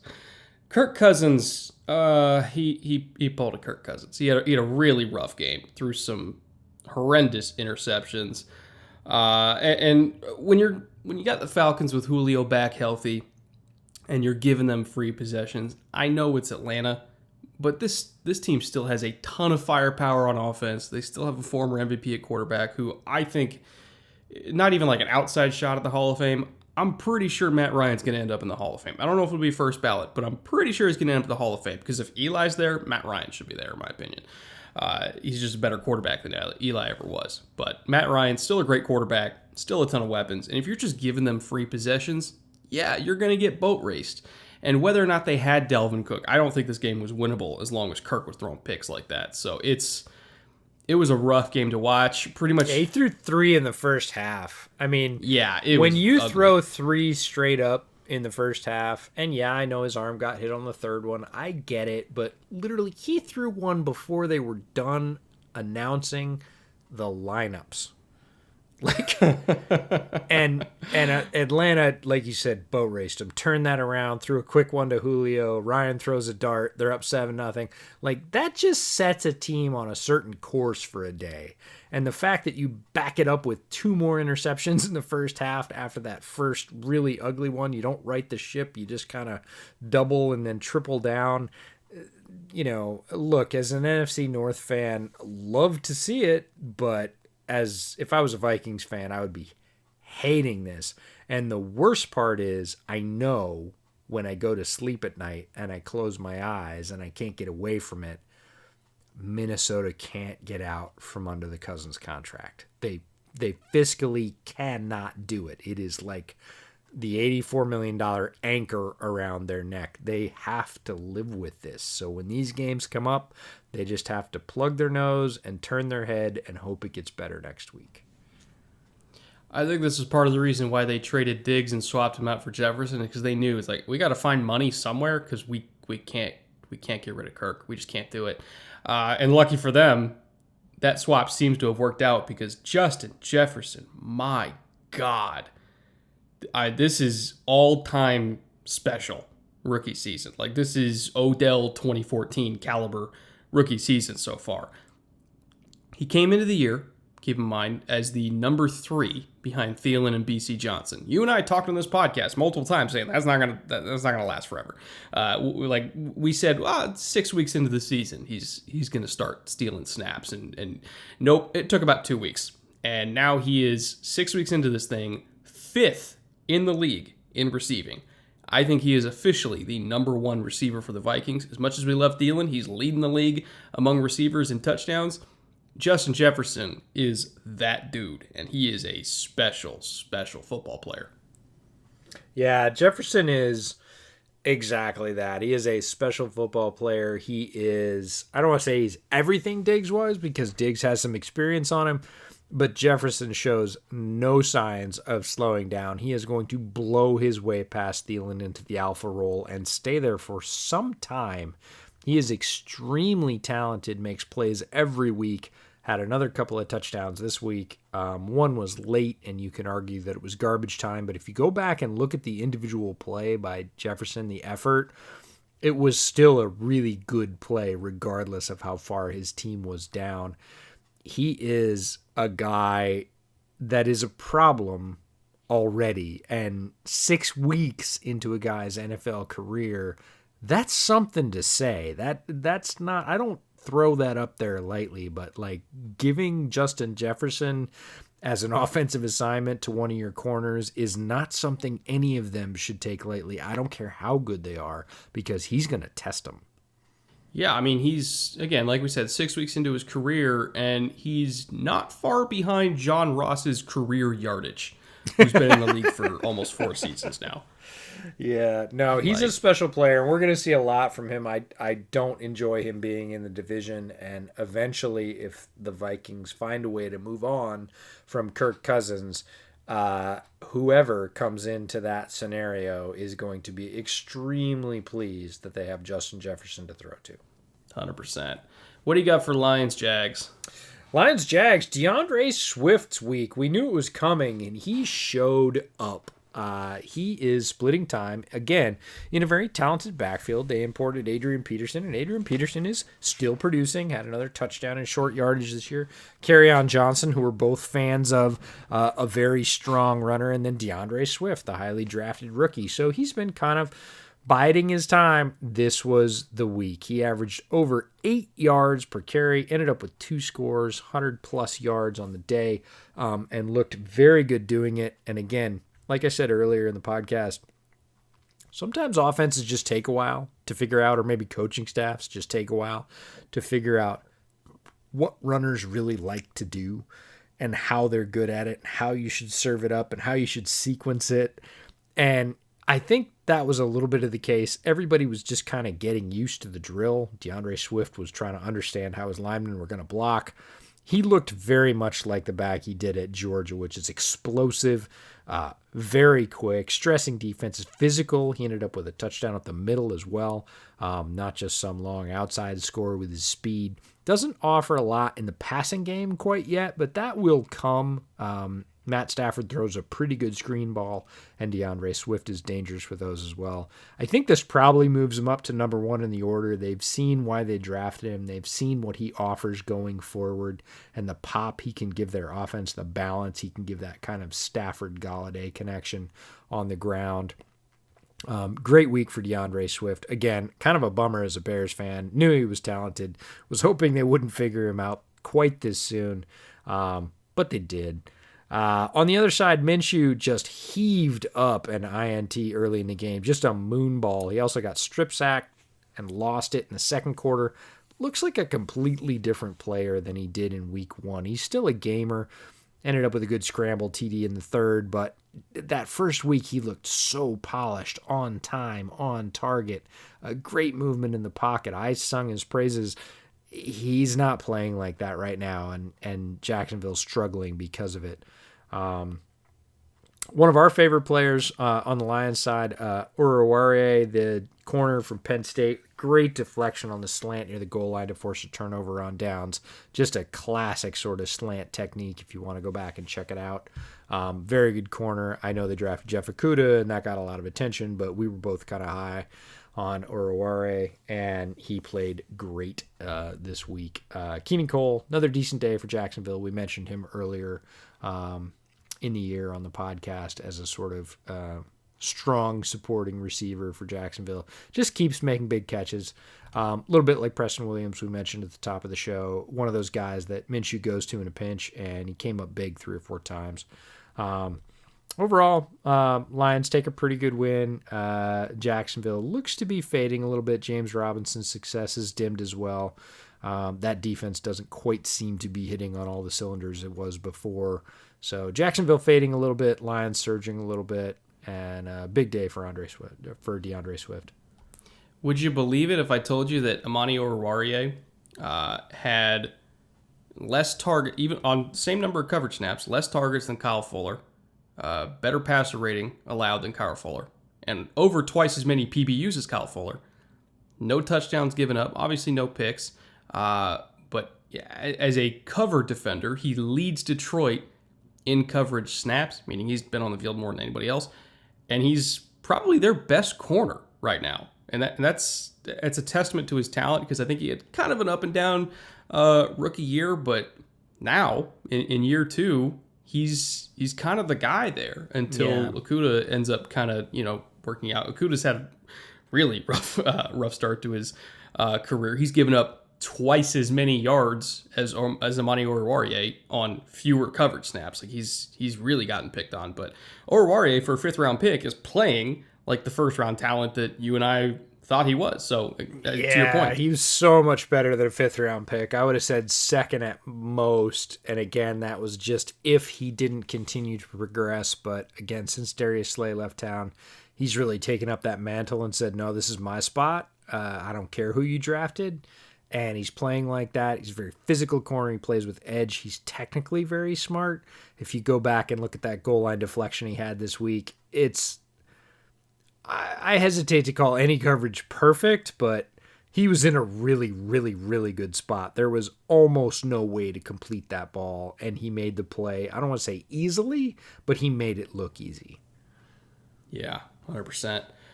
I want to talk about the football team taking on the slightly better football team known as the New York Giants this week. The NFC East, can we just fire them into the sun at this point? So, do you know who Nora Princiati is, or Nora Princiati? I don't know how to pronounce her name. I apologize for butchering your name, Nora. Used to write for the Boston papers. She was a Pats reporter. Now she writes for The Ringer. Yeah, she posted on Twitter, has anybody tried putting the NFC East in rice? And I responded, we did, but somebody stole the rice because they thought it was worth more. Oh, God. It's just so hard to watch. It's such a garbage fire. We get subjected to really, this. really terrible. And there's still like 4 or 5 NFC East primetime games left this year. Like I know. That part is... And one of them's this Thursday. They have to get flexed. Like, mercy rule. They have to get flexed because it's just so awful. I mean, the Cowboys game was difficult to sit through on many levels, and you had the Cardinals on the other side who were actually fairly interesting. And look, Dallas has tons of weapons. Like, not that it would happen, but just for the fun of it, deadline trade, Matt Ryan goes to the Cowboys. I mean, I know the dead cap hit is a thing. I almost, if Atlanta ends up even within like earshot of the number 1 pick, I wouldn't be surprised if they try to do something with that Matt Ryan contract to make him tradable. Yeah, but I mean, come on, you put Matt Ryan at the trigger of Gallup, Cooper, CeeDee Lamb, Zeke.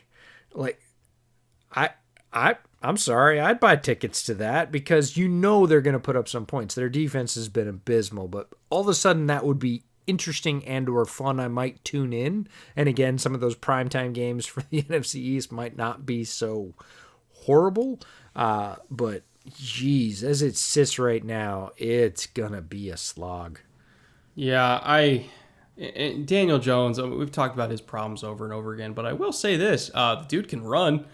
That 49-yarder was a beauty. Yeah, tremendous the passing fake. Is an issue, but the running's fine. Tremendous fake to free him up. And again, passing, if he has time in the pocket and he's not pressured, he can throw. He can live up to his nickname. He can be Danny Dimes. But if Daniel Jones is troublesome at QB, Kyle Allen's just plain trouble. There's no way to mince words about what Kyle Allen did this week. It was rough. I know they're trying to protect Alex Smith. He's not any better. I cannot believe that your chances with Dwayne Haskins are worse than what Kyle Allen put on the field. Because, look, he's trying really hard. It's not that he's given up, but he's just not playing at an NFL speed right now. And it makes it really difficult to watch. Supposedly the Haskins thing was like an attitude issue or a... Yeah, I heard he talked a bunch of shit about his stats in a loss, and that caused a division in the locker room, which I can understand, and Ron Rivera being a I get noted it. players coach went, okay, that's it, Rook. Not Rook, but you don't get to do that, and we're basically benching you hard. We're throwing you into the doghouse. And I could understand that, but boy, a couple more weeks of Kyle Allen, they're going to have to rethink that decision and say, okay, mea culpa, we're sorry. Haskins, could you come throw the ball for us a little bit, because Terry McLaurin's about ready to riot. Or if they don't want to play him, just trade him to Pittsburgh. Yeah, get something for him, because I think he's the most promising quarterback on the roster without really any stretch or hyperbole. Whether or not he can win him any games, that might be a stretch. But boy, watching Kyle Allen for the rest of the season, I feel extremely sorry for the Washington faithful if they have to do that, because he's not an NFL product right now. No, I don't know. Maybe we'll see Trevor Lawrence there next year, because it seems to me like the Dwayne Haskins era is already over. Yeah. For one reason or another. And if it is, again, just trade him to Pittsburgh. Get him out of there. Like, if you're not going to use him, just get him out of there. Because Pittsburgh, they're looking for a guy that they can groom behind Ben. And they've already taken players that were disgruntled but talented with other teams. Minka obviously had shown it on the field already that he could be a great player. So obviously he warranted a first-round pick. But Minka had disagreements with coaches and was getting into them. Getting into it with Brian Flores, and he got traded, and all of a sudden became a Pro Bowl guy for the Steelers and justified that first round pick. Like, you could probably toss a day 3 pick at Washington at this point and just say, like, we'll take Haskins off your hands, and if he doesn't work out, whatever, it's a day 3 pick. Who cares? Like, it's a guy who just got drafted in the first round 2 years ago, who's got immense talent, and you've got nobody. Yeah, and showed some progress at the end of last year. That's the thing. His last 6 games of last year, he made good strides. He didn't really carry that momentum into this season, but it's not like he is bereft of talent or the ability to improve. And if you believe that your quarterback coach and offensive coordinator can mold what he's got, and his skills are, quite frankly, not all that different than Big Ben's physically, he fits your offense. It's not like you're trying to replace Ben with a Kyler clone and say do everything the same. There's more than one team he lines up with as a decent backup, and if Washington's not going to use him, there's no reason to relegate him to third string / inactive status for the rest of the season when you could get something out of him if you're not going to play him. So fascinating situation to watch unfold, but unfortunately Kyle Allen at quarterback is not fascinating. No. I don't want to watch this freaking division anymore. But anyway, moving on to Broncos Pats. Again, 2 teams that I find way more fascinating than anybody in the NFC East this year, despite their own trials and tribulations. Cam Newton returned to the lineup, looked pretty rusty. Both of his picks were off deflections, I know, but the pocket presence was not very Cam-like. There was a sack by Anthony Chickalo where, you see the blitz coming. You know your left tackle's blocking inside out, so he's going to pick up the linebacker, which means the outside linebacker is going to come free eventually after the tight end finishes his chip. And he's sitting there, and he's sitting there, and he's sitting there, and 4 seconds tick off the clock, and then he gets drilled from behind. It's like, buddy, you got to get rid of the ball. You can't sit there for 4 seconds against a 6-man rush and not expect to get killed. So pretty rough outing for Cam, in my opinion. He didn't look like himself, and they ended up losing the game because of it. Yeah, you nailed it. The pocket presence, or what I would just call the lack of a clock. Like, Cam's been in the league well long enough, and look, played at a very high level in college too. Like, he has been a quarterback long enough to have that clock, and he is not a guy that we talk about like Daniel Jones that really lacks that clock or lacks that sense of a rush, can understand, hey, I've been here long enough, I'm about to get creamed, I should start looking for an out and then pull my eyes back up once I figure out where I'm going to escape to. There were times this week that I was literally saying to the TV, Cam, move, Cam, no, Cam, you've been there too oh, that was rough. And it happened over and over again, and it ended up costing them the game. He had some big scrambles in Cam-like fashion. He did have some completions down the field, but that pocket presence in general really doomed the Patriots this year, and it was very uncam-like, for lack of a better term. Yeah, he flat out looked rusty. So I know he's coming off, having COVID, not practicing and stuff like that, which can throw off the rhythm of a quarterback, especially a quarterback who wasn't even there for the whole offseason, showed up late. So because got signed way late in the offseason, all that kind of stuff. So he still doesn't really have full grip of this offense or chemistry with his receiver. So I'm willing to forgive it. But at the same time, like, this is a division that is very competitive this year because Buffalo's good and Miami's already better than I think a lot of people expected. I'm pretty sure, if I remember correctly, New England's third in the division right now, which I can't remember the last time they were ever third in the division after 6 weeks. It might be 2 decades since that's happened. I don't think it ever happened in the Tom Brady era, other than maybe when Tom missed 2008. But even then, they still won 10 games that week, so I don't think they were even third then. So this is kind of uncharted territory for the Patriots. Like, they really got to get it going, and they can't afford these bad games from Cam anymore, because if they have another couple bad games, they might be out of this division. Like, the Jets are terrible, but the rest of it's highly competitive. And I will say, you mentioned Juwan Bentley having a big shot of the week candidate here with his run stop in the red zone, which I did take a look at just before we started this show. And he only moves in one direction, and that's straight. But if he lines you up and hits you, Juwan Bentley, the human Coke can, will absolutely ruin your day. Yeah, he had a good sack earlier in the game, too. So there were 2 candidates here, but his run stop in the red zone was immediate and forceful. Like, the running back folded and kind of laid down backwards. They knew he was coming. He cleaned him up. So Juwan Bentley, not a name a lot of people outside of New England might know, had a very forceful day. A couple of big impact plays showed up. We'd be remiss if we didn't mention McManus, the kicker for Denver, really won this game for them. And great to see Philip Lindsay sort of back in driving. He's been injured a bit, been out of the lineup. He is a guy that makes this offense tick. Drew Lock was also coming back from injury. Didn't look particularly sharp either. Threw the ball, but not with his sort of trademark deep spiral. The ball seemed to be coming out of his hand a little bit fluttery. Again, just sort of getting back in the swing of things. I don't think it's a death knell for Drew Lock, but Philip Lindsay sort of driving the rock for Denver certainly helped them. But honestly, their kicker won the game for them. And, wins are hard to come by in the NFL. And if you can take Bill Belichick and the Patriots down with your kicker, good on you. You better do it. Yeah, Drew Lock became the youngest starting quarterback ever to win against Bill Belichick in New England, by the way. So, not that he did a whole lot. Yeah. I believe it was like 23 years and whatever number of days. But wow, he's the youngest to do it. And it's impressive. Obviously, and it's an impressive win for the Vikings, for Vic Fangio's squad to take on what I would consider a better coach team. What's that? The Vikings? No, I said Vic Fangio. Oh, I thought you said the Vikings and Vic Fangio. It's like, wait, what?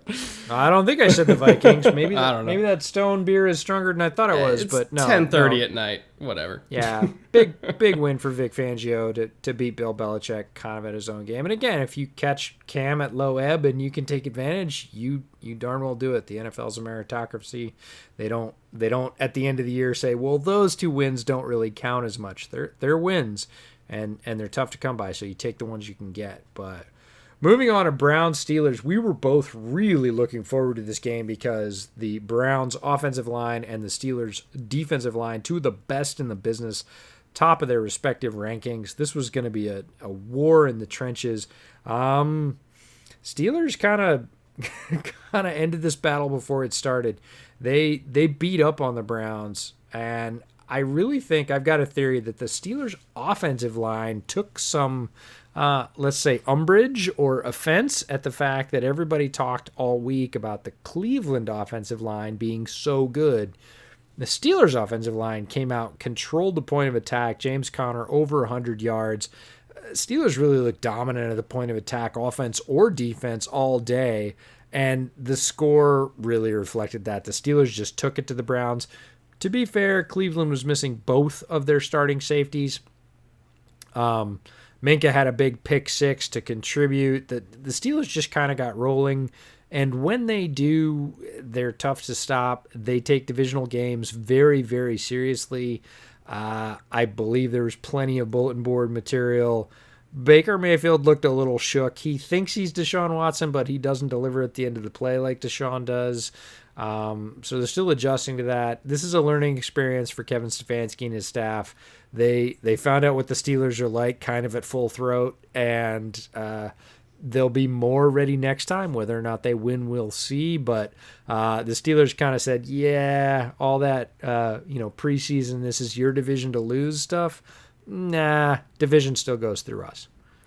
Yeah, this was one of those games where it was 10-0, and I already considered it over because I was like, "There's against this defense, 10 points is kind of an insurmountable lead, especially for a Browns offense that is structured the way it is, where if they have to throw a lot, if the offense has to run through Baker Mayfield dropping back to pass, it's not going to work. It's just not.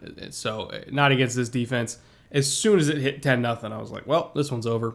It was, and I was right, unfortunately. Yeah, I was going to say, you're not wrong. I wasn't wrong. Sounds rough, but you're not wrong.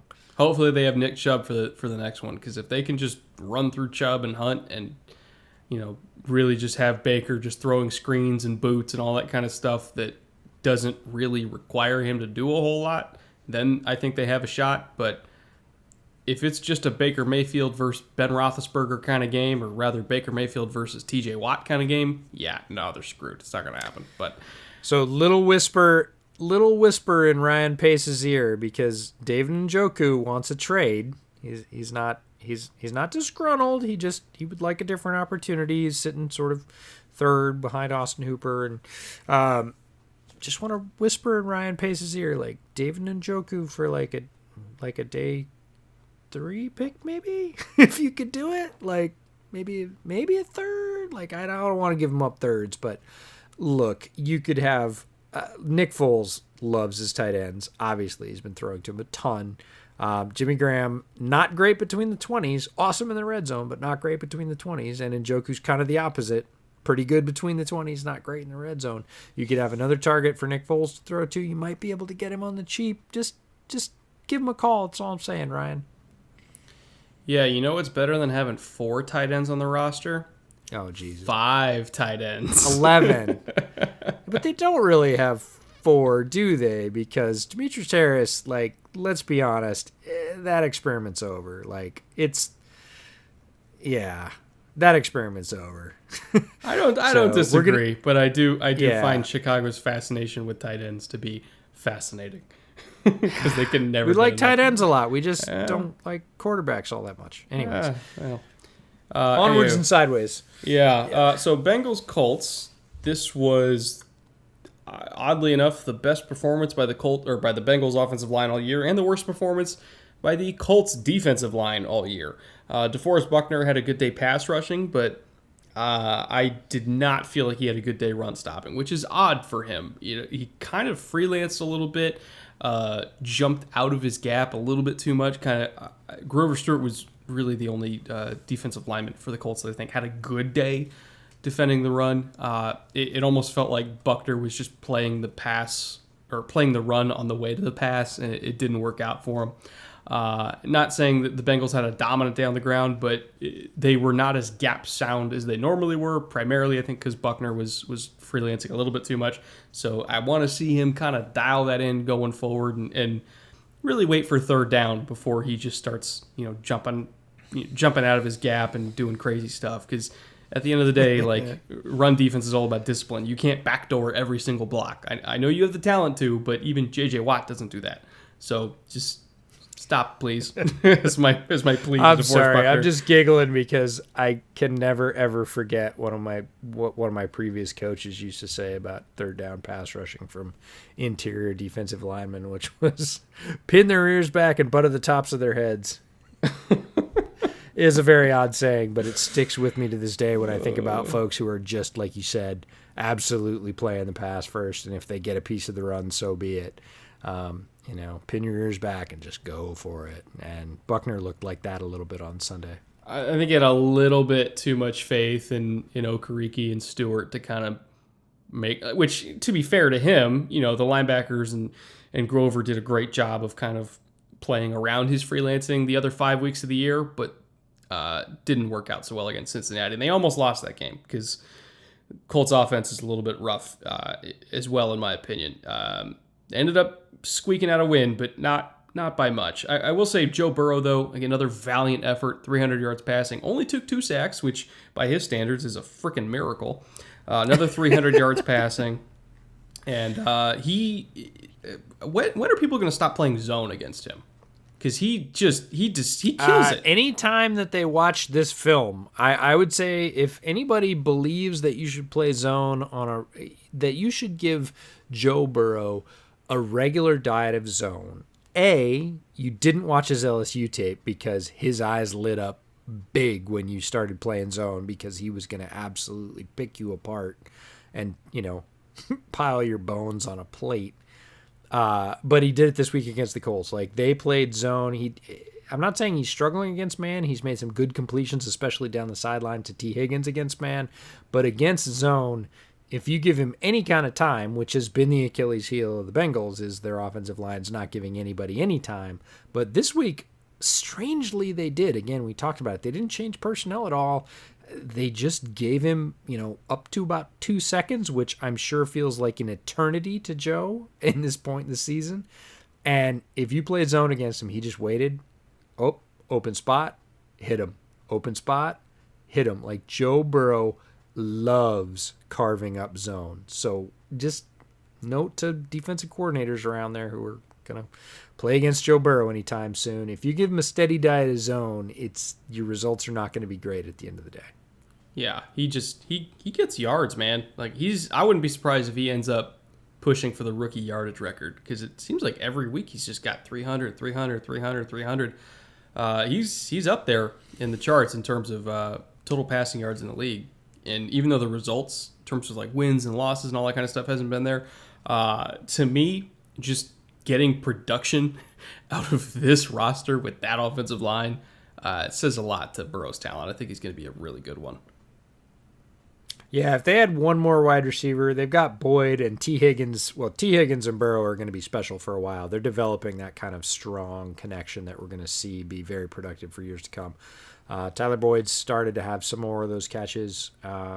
If they get one more wide receiver, because A.J. Green had a big third down catch this week, but he's pretty well cooked. They need one more contributing wide receiver that adds a little bit more depth to that. And then, of course, we've talked about offensive line over and over again. You add that to Joe Mixon, maybe throw a decent move tight end from the later rounds in the mix, and Joe Burrow is going to be cooking with gas for a long time. Yeah, he's a special one, folks. I know we're not the first to tell you that. I just want him not to die. That's my wish for Joe Burrow. And like you say, he's racking up yards. And this week, it actually looked pretty good. He wasn't on his back every other down, which was refreshing, I'm sure, to him as well. But let's move Jets-Dolphins. As a Bears fan, Adam Shaheen scoring TDs is just really jarring, so you're going to have to give me a moment. Had a couple of big catches, including a TD this week, and it's just so odd because he never did that in Chicago, so you got to give us Bears fans a break. Myles Gaskin, we're just going to say we told you so. 126 yards total, 91 on the ground. If you follow Kay Adams, she jumped on with Rich Eisen pre-game time on Sunday, gave 3 fantasy plays that she thought were really good for this particular weekend. She led off with Myles Gaskin, and I was like, we talked about him last week on Bootleg. So Myles Gaskin still doing his thing.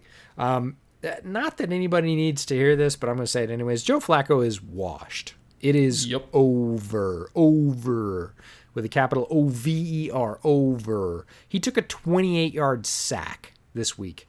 He runs like a little deer on ice. He rough. made multiple ill-advised throws. Like, Joe Flacco, the quarterback, is over. Maybe he's going to make a good commentator. Maybe he's going to sell insurance. I'm not sure which. He needs to not be quarterbacking any football team in the pros at this point. They've got James Morgan, who is a rookie that I kind of liked. Do I think he's a ton better than Joe Flacco? No. Do I think he has a ton more potential? I absolutely do. So I'd much rather, if I was a Jets fan, be watching James Morgan's development, if there is going to be such a thing, as opposed to any more of Joe Flacco, because he didn't show me any signs of like, oh, that's the thing he can do that'll win us games. There was none of that. It was really a sad performance. And a quick shout out to Bootleg favorite Brandon Jones, the safety for Miami, the third round, with a flashy tackle for loss in this game. He's been solid, but not flashy so far. Made a very nice flashy TFL against the Jets, so we'll bring that up. For those of you that are pining for us to talk about the buttception by Marcus May, we gave Marcus May some love earlier on. He's a great player. Check out the play. It's interesting. Does it rate overall in the scale of things? Not really. Please just fire Adam Gase. That's all I care about. Yeah, that's the main takeaway from all this is players play better after he's gone, so just get him gone. Get a coach in there that can start to work with what is really a rebuilding roster. I will say the New York Jets running game had some sparks, not just Frank Gore, million-year-old Frank Gore. They had some decent looks from their other running backs. Again, nothing substantive, but enough to kind of come in and work with as a coach. So they have a rough roster right now. It's going to take several seasons for them to sort of climb back to relevance, but Adam Gase is not going to help that, and neither is Joe Flacco. So get those two out of the mix, see what else you can get, let James Morgan have some reps, and go from there. Yeah. Ravens-Eagles, this was a really fascinating game to me, and the one thing that I found, well, not one thing, but one of the things that I found fascinating was the kind of anything you can do, I can do better when it comes to quarterback runs. You saw Jalen Hurts get a good 20-yarder out of the Eagles' end zone to kind of give their offense a little bit of a spark. And then the Ravens came back with the exact same play, which our buddy Ben Solak broke down on Twitter. It's a bash GT counter, which kind of means that the running back is going away from the two polars, and it's a designed quarterback run. And the Eagles ran it with Hurts, got 20 out of it, and then Lamar ran it. And because he's Lamar, he got, like a 40-yard touchdown out of it, because once he's in the open field, he's gone. And so I thought it was interesting of Baltimore is like, oh, okay, so you guys watch Lincoln Riley too. That's cute. Let's run this. So that was your version. Here's ours. Pucker up. Yeah, it's better. And I will say that our guy, Charles Davis, that you used to work with at the NFL Network, had the crystal ball call before the Lamar Jackson TD run. Like 2 seconds before that ball was snapped, he's like, been a while since we've seen a designated run for Lamar. And bam, he rips that thing off for 40-plus and scores. And I was like, oh, Charles, you're so perfect. And he's got the memory of an elephant. You know, we were down at the Senior Bowl. The Bowl. best football memory I have ever run into personally, for sure. Yeah, best memory. We used to play a game, not to get sidetracked, but we used to play a game in the pre-show meetings called Stump Charles, where it could be any question, pop culture, music, movies, football. You ask him any question. Like that dude, he is, I'm not even kidding you. There are very few human beings I've ever met where they legitimately terrified me with their intelligence. Like Charles Davis is an actual no bullshit genius. And he has the greatest memory of any human being I've ever met. Anybody. And he also happens to be ridiculously nice. You will hear this over and over again. Brett was nice enough to introduce me at the Senior Bowl. I have no connection to Charles Davis. Obviously, he knows Brett from their past life professionally, and he could not have been warmer, more engaging. I recognized he had a New Paltz sweatshirt on because I know he has a connection to New Paltz football. I mentioned that a friend of mine went to New Paltz. He asked where I grew up. He knew the college team from there, and of course the coach and several players. Just so the memory combined with a really genuine and engaging and kind human being. CD is amazing. Just a great dude. He's an android. He's a I do flat-out think he's an robot. alien from another planet because nobody should have that many talents. But no, great call on that Lamar Jackson TD run just before it happened. And then Matt Judon, man, do you remember when Matt Judon was being bounced about like, preseason as like, hey, this guy doesn't want to be here. He's just trade bait. And, we could trade him at the draft and we could trade him later. And, before the season starts, we could trade Matt Judon. Just never ended up getting traded and just kind of goes back and plies his trade for the Ravens and blows up, like seals this game with a huge stop destruction of a 2-point conversion. And it's kind of like, oh yeah, everybody forgot about Matt Judon being really, really good. And, there he is, just blowing it up. And, we could nominate that for our bootleg shot of the week. What do you think? I mean, it's a huge hit and a big play. I'd say that qualifies. Let's throw that in for a nomination. Yeah, big spot too. The spot really, I think, elevates that one. The hit itself was just kind of a mash, but the fact that it really said, nope, you're not winning this game, we're taking it. Matt Judon continues to make plays. Really good player. I am still surprised he didn't get moved because there's a lot of teams that need edge help, and Judon could help a lot of teams. I was convinced he was going to Buffalo, and it just somehow never happened. The other one that we talked convinced. about that seemed a little bit more of a stretch just scheme-wise, but again, it couldn't hurt, right, is the Seahawks. Oh, yeah. They could, well, I don't know if they're going to unload him now, but... No, they're not going to unload him now. But at the time, like, we were talking about, like, Bills seemed like a very good fit, and, like, it was like, Hawks have no pass rush. Like, Matt Judon's sitting there. You could go get him. And it's not necessarily a John Schneider move, but at the same time, would they be happier if they had him right now on that defense? Like, hell yeah. Better than Darrell Taylor. So, speaking of the Bills, this is a game that we talked about going to. Now, this is pre-COVID. Back when I was at your house, we were kind of lining out the schedule for 2020, looking at the games, thinking, oh, man. And then the schedule came out a little bit later, and we were like, oh, these are the games we want to go to. And then COVID hit, and that was the end of that. I'm kind of glad we didn't go to this game. I grew up in upstate New York, and the weather was miserable. It rained and was cold throughout the game. Don't think I would have wanted to sit through that one on the sidelines. But still a fascinating pairing.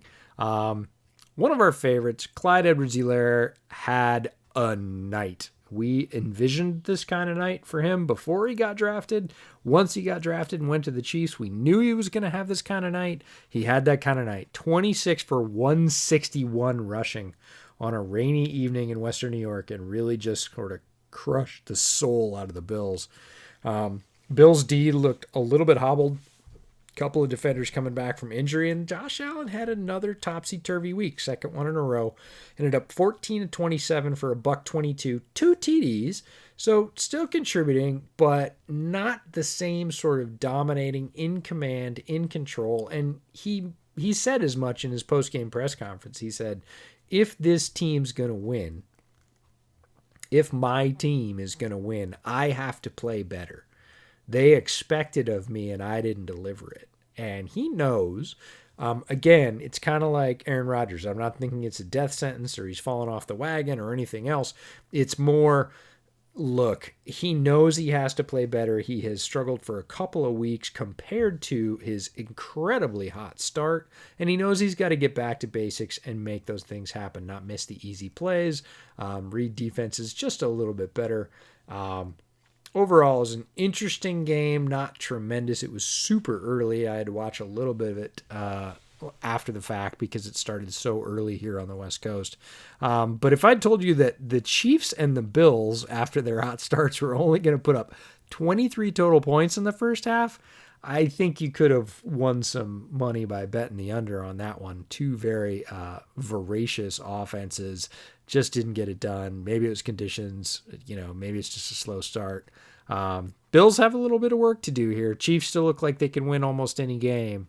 It was interesting, but I think more interesting from the Bills side as to seeing whether Sean McDermott and his squad can rebound. Andy Reid and his squad are rolling on. They just have so many weapons. It's overwhelming. So two things. A, the Bills need Matt Milano. They cannot function defensively without him. I know he's kind of a glass cannon, but they need him. He's their best coverage linebacker. He's their best run defending linebacker. Even when the defensive line's getting blown off the ball, which they were, like Matt Milano's a guy who can kind of wiggle through traffic and still make a play and kind of limit the damage.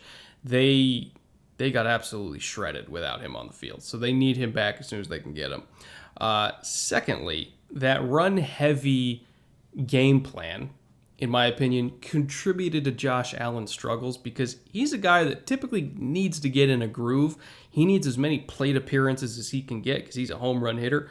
And so even if he's not somebody who's he's like the anti-Ichiro.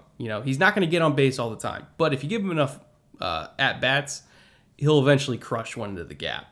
And he wasn't getting that many at-bats. They only ran 50 plays on offense compared to the Chiefs that had 73. The Chiefs had 15 more minutes of time of possession too. Like they didn't get enough possessions. They didn't get enough plays for Allen to hit on those big shots. And in games where he started slow, that's when I think they've really struggled, is because then they're giving more possessions and more possessions and more possessions away, and their run defense their defense period, to be honest, isn't good enough to buy time for Allen to finally get hot. In the games where he was hot early, like against Miami, where he's hitting on those deep crossers and everything like that, and he comes out on fire, they're fine. But it's the slow starting games. They don't have the defense anymore that can withstand slow starts for him. So I think if I was Brian Daboll, I would really emphasize RPOs and screens, just kind of get him into rhythm, and then just kind of save the shots for like later in the first quarter or in the second quarter when he's a little bit more warmed up, I guess you could say, because again, he needs as many possessions as he can get. He needs as many layups as he can get before he really starts taking shots, because he's not going to start quick most of the time. So I think that kind of contributed to game script, and ultimately the game eventually got away from him, and there wasn't really anything they could do about it. Yeah, I agree that their defense isn't the sort of world beater or developing world beater that they had last year. They've had a bunch of injuries. Guys are playing at half strength. You just can't count on the defense to lock it down or make as many sort of explosive defensive plays as they used to. And I agree with you on the script early in the game. If I was Brian Daboll, I might add in a quarterback run pretty early for Josh Allen, because get him hit. He's a big dude and he's physical. And when he gets into it, like, we forget that Josh Allen's like 240 pounds. Like, he's almost Cam size, not quite, but he's a big dude and he runs really well. Get him moving, get him into the flow of the game, get some positive yards off a bootleg or naked, and get him out there and, like you said, warm him up a little bit, and then see if he can start making those rhythm throws that he made earlier in the season. I mean, even Tony Romo said, like, there's some games where he felt like he couldn't be accurate until he got popped. Like, he needs... There's a lot of guys that feel like they need the contact to kind of like shock their system away. Yeah, or shock them away. Focus up. Just give them like a read option or something in the first series. Just something to get him into it. And it's hard to explain, but mentally, there's been many quarterbacks that have said, I need to get hit before I can really play well. And it sounds like an oxymoron, but trust me, it's a thing. But with that being said, speaking of getting hit, good Lord. Oh, geez. The Cardinals beat the shit out of the Cowboys. And it was, whatever the score was at the end of the game, I can't remember what the exact number was. It wasn't that close. I can tell you that much. Yeah, tweren't pretty, I'll tell you that. I watched the whole thing and blah. Yeah, we are. We do have another bootleg shot of the week candidate in this game, and that's Buda Baker, who had a monster game after being named captain for the night. He had 7 tackles, TFL, pass defense, pick, sack, 2 QB. I mean, he had everything. He stuffed the whole stat sheet. But his blindside sack is the bootleg shot of the week candidate, because when he comes around the edge, he is a blur. And he might not be that big, but I'll tell you what, force equals mass times acceleration, and what little mass he has accelerates like a shot out of a cannon. And he just blew up Andy Dalton. He's a tremendous player. I think he showed last night why they paid him so much money, because he is an impact player, literally, from that sack. and he's a tremendous run defender, and he finally got a pick. So the monkey's off his back there, too. He's one of the better safeties in the game, and I'm so happy he was able to show that in primetime. Yeah, he really took that game over. Like you said, he just had the Cardinals defense in general is minus some stars. Obviously, Chandler Jones has gone down. We said in our preseason preview of the Cardinals that they were very good at their top level talent, but as soon as people started going down, we weren't so sure of their ability to continue. Sure enough, some people have gone down, and Buddha had to have a game like this. And again, he said that he felt the weight of being named captain for the night and had to perform. He's like, I couldn't not, right? You name me captain for the game, I got to show out. And he showed out huge game-changing plays, turnovers that helped his team, hits that got Andy Dalton, obviously scared in the pocket, for lack of a better term. He just really was a game changer. And it was a very good night for the Cardinals defense, which doesn't necessarily have a lot of bright shining stars. Buddha's one of them.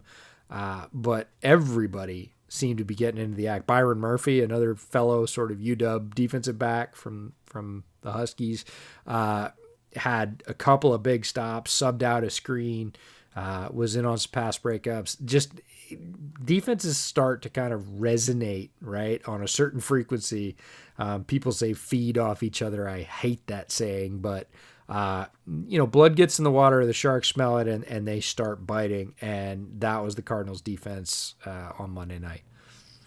Yeah, and beyond the kind of blood in the water feeding frenzy of the Cardinals defense, which, fun fact, is the number 2 defense in the NFL right now, despite their injuries and despite Isaiah Simmons weirdly not really playing any snaps because of their fascination with Devondre Campbell, still the number 2 defense in the league. So they've been managing. It hasn't always been pretty, but they've been managing. So hats off to them, and for kind of cobbling this unit together. It's been one of the better ones in the league. I will say on the other side, Zeke's turnover problem is becoming an issue. And I saw some people talking on Twitter about how running back coaches typically do not let running backs wear sleeves because it kind of affects how they feel the ball in their arm, and they kind of lose that tactile touch where they can feel the grip. ball. You lose grip. And so it leads to fumbles, and Zeke's been wearing sleeves, and so some people have been saying, like, hey, his running back coach needs to say, stop wearing sleeves. Get your skin on the ball so you can feel it and kind of grip it tighter. And it's become a problem for them because Zeke's turnovers by himself have led to like almost 30 points, given up by this defense. So it's been rough, and obviously Dalton's pick from the non-call on PI from Drake Kirkpatrick, we can talk about that. But even if that pick didn't happen, the Cowboys were not going to win this game. Like, they're not a good football team. They're not a well-coached football team. The defense is a complete and utter disaster. And the locker room, based on reports today, where they're calling out the coaches, saying they're not anonymous players, reportedly to Jane Slater, said the coaches are not good at their jobs. They're not teachers. They don't have guys prepared. Like, the locker room already doesn't like this coaching staff. We're a month and a half into this thing. They're not disciplined on offense. They turn the ball over like crazy. They can't stop anybody. Like, this is a terrible football team that happens to be in the lead in a terrible division, but I don't see a way out of this. I don't know if they're going to be able to climb out of this hole, especially without Dak Prescott.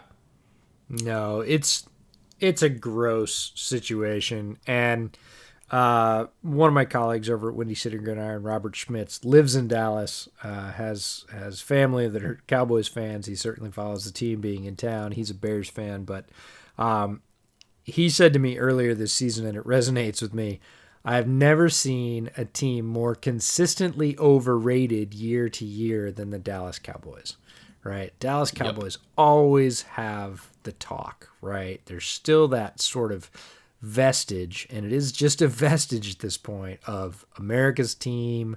They're great at this. They're going to do that. They're going to rule this.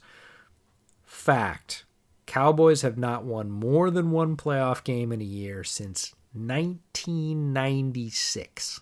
That is a long stretch, right? And there's always a reason, but the Cowboys fade down the stretch. They never live up to that potential of being contenders, or at least they haven't in a very long time. People are still talking about the triplets. They brought up the triplets last night on Monday Night Football. Like Troy Aikman's calling games with Joe Buck, and you're talking about the triplets. That's a long time, folks. And look, they have talented players. That's not the case. Like their wide receiver core, one of the most talented in the NFL. Dak, before his injury, playing at an extremely high level, easily top 10 quarterback in the NFL. The offensive line over the years, again, very talented. Tons of talent on defense. They had Jalen Smith, who's playing very well before this year. Leighton Vander Esch, who's also playing very well. They've had some stars in the secondary. They've let them go. They've had pass rushers. They got DeMarcus Lawrence.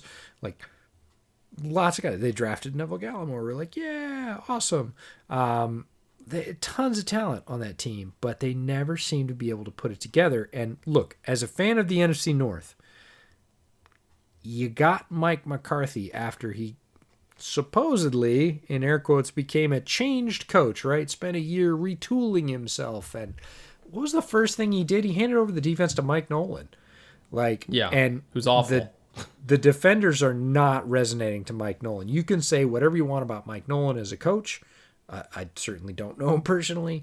But his style, his methods, his communication are not working with the defenders. There have been multiple people across the NFL spectrum calling out the Cowboys' just lack of effort more than anything else. And that's a true sign that people aren't just getting it. They can't play fast. Their heads are getting in the way of their abilities. Everybody's not on the same page, and you can't play defense like that. And the Cowboys just can't play defense, period. So I'm with you. I don't see a way that this is suddenly going to turn around and the Dallas Cowboys are going to be good this year. Like, they're going to win some games because they have a lot of talent, but I don't see any way that this ship gets righted anytime soon. And the elephant in the room is, if you're Dak Prescott, why would you resign with them?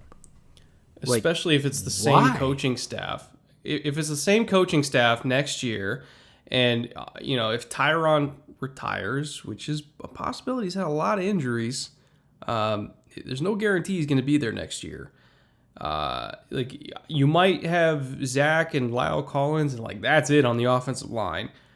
So it's going to be rough for pass protection. He's got receivers, sure, but again, the defense is still probably going to be awful unless they fire Nolan and bring in somebody like, say, Wade Phillips, who has a reputation for fixing defenses immediately. But if McCarthy's still there, there's other teams that can pay him $40 million a year that have better offensive lines and better coaching staffs, like say the Colts. I know he wants to play for Dallas because he loves Dallas. Yeah. But if I'm his agent, I might legitimately ask him, look, this team didn't want to commit to you.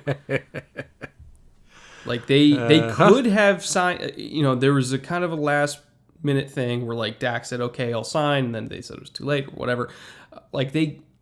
If Dallas really wanted to keep him, they could have given him an offer that blew him away and kept him. They absolutely could have made that happen. It didn't happen. And this has been a dance that's been going on for more than just this offseason. This has been a thing that's been happening for 2 years now. Are you going to sign Dak? Are you going to sign Dak? Are you going to sign Dak? Never happened. They could have done this. They didn't have to sign Zeke. They didn't have to sign Jalen Smith. They didn't have to sign DeMarcus Lawrence for $20 million a year. They didn't have to do any of that. They could have signed Dak. And so if I'm his agent, I'm saying, are you sure you want to commit to this franchise that's in the toilet that didn't even want to commit to you? Are you sure you want to do that? You can go to Indy, make $40 million a year, and be on a better team tomorrow. Just think about it. It's him resigning with Dallas might not. Those drums are getting a lot louder because Dallas is flashy, but again, their results are not equal to all that flashy talent. And I know Dak has loyalty to Dallas, but I think that has limits, and we're going to find out what those limits are pretty soon. Because if Dak heals up well, if the surgery went well and everything, if he is, back to even 85% of his normal, he is going to be a very good quarterback, and very good quarterbacks in this league command a premium, and Dallas will find out what it's like not to have one. They've had at least a high-level functioning quarterback for quite some time. You can say what you want about Tony Romo, but he absolutely gave them a chance to win games every week he was out there. And it's been a long time since Dallas has had no quarterback. And if, they swing and a miss on somebody in the draft thinking they're going to get another Dak, there is a very decent possibility, better than average, that they will end up with an empty hand. And at that point, you're right back to the Andy Dalton experiment, and we saw how that went last night. So, not particularly great, Bob, but we'll see. If I'm Dak, I don't just auto re-sign with the Cowboys, because there are a lot of things to consider there. So, one general trend we wanted to talk on is that wide receiver tap pass sweep, motioning a player in front of the QB. We brought it up a couple of weeks ago. It is all the rage. More and more teams are doing it. San Francisco scored on it this week. So did the Cardinals. You wanted to say something specifically about Cliff's version with the Cardinals. Yeah, just while we're still on the Dallas thing, part of the reason why we're criticizing Mike Nolan so much is because his players are not understanding simple high school concepts, which is replacing a crack block. This is not something that should be foreign to a professional cornerback that has played football his entire life. When you see motion and you see your safety gets cracked and you're the corner and you're the only guy left on the edge and you are off and you have nobody to cover, your eyes are on the play, you should immediately be replacing outside, because you are the only guy that can get there. And I don't know who the corner was on the edge, because, to be honest, it doesn't even matter. They've all been horrible this year. So I don't even know what number it was. But he literally stood there, saw the safety get cracked by, I think it was Larry Fitzgerald, and then just watched Christian Kirk run another 7 yards before he finally decided to move his feet, and he got there too late and Kirk scored. That was an entirely preventable touchdown. I know we talked about how our defense is going to adjust to this. You play your freaking assignment.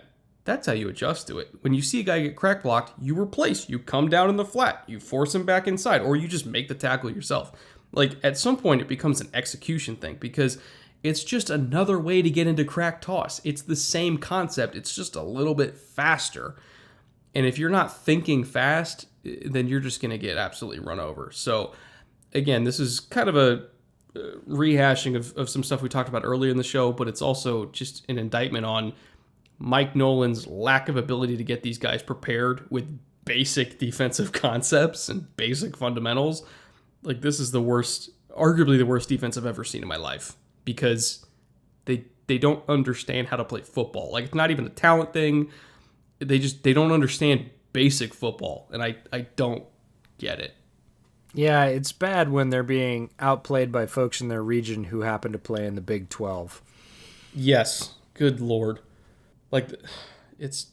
I'm honestly, last year's Oklahoma defense with Neville Gallimore might have actually been better, because they had Parnell Motley, who's a corner who knows what he's doing. They had Kenneth Murray, who's a linebacker who flies all over the field.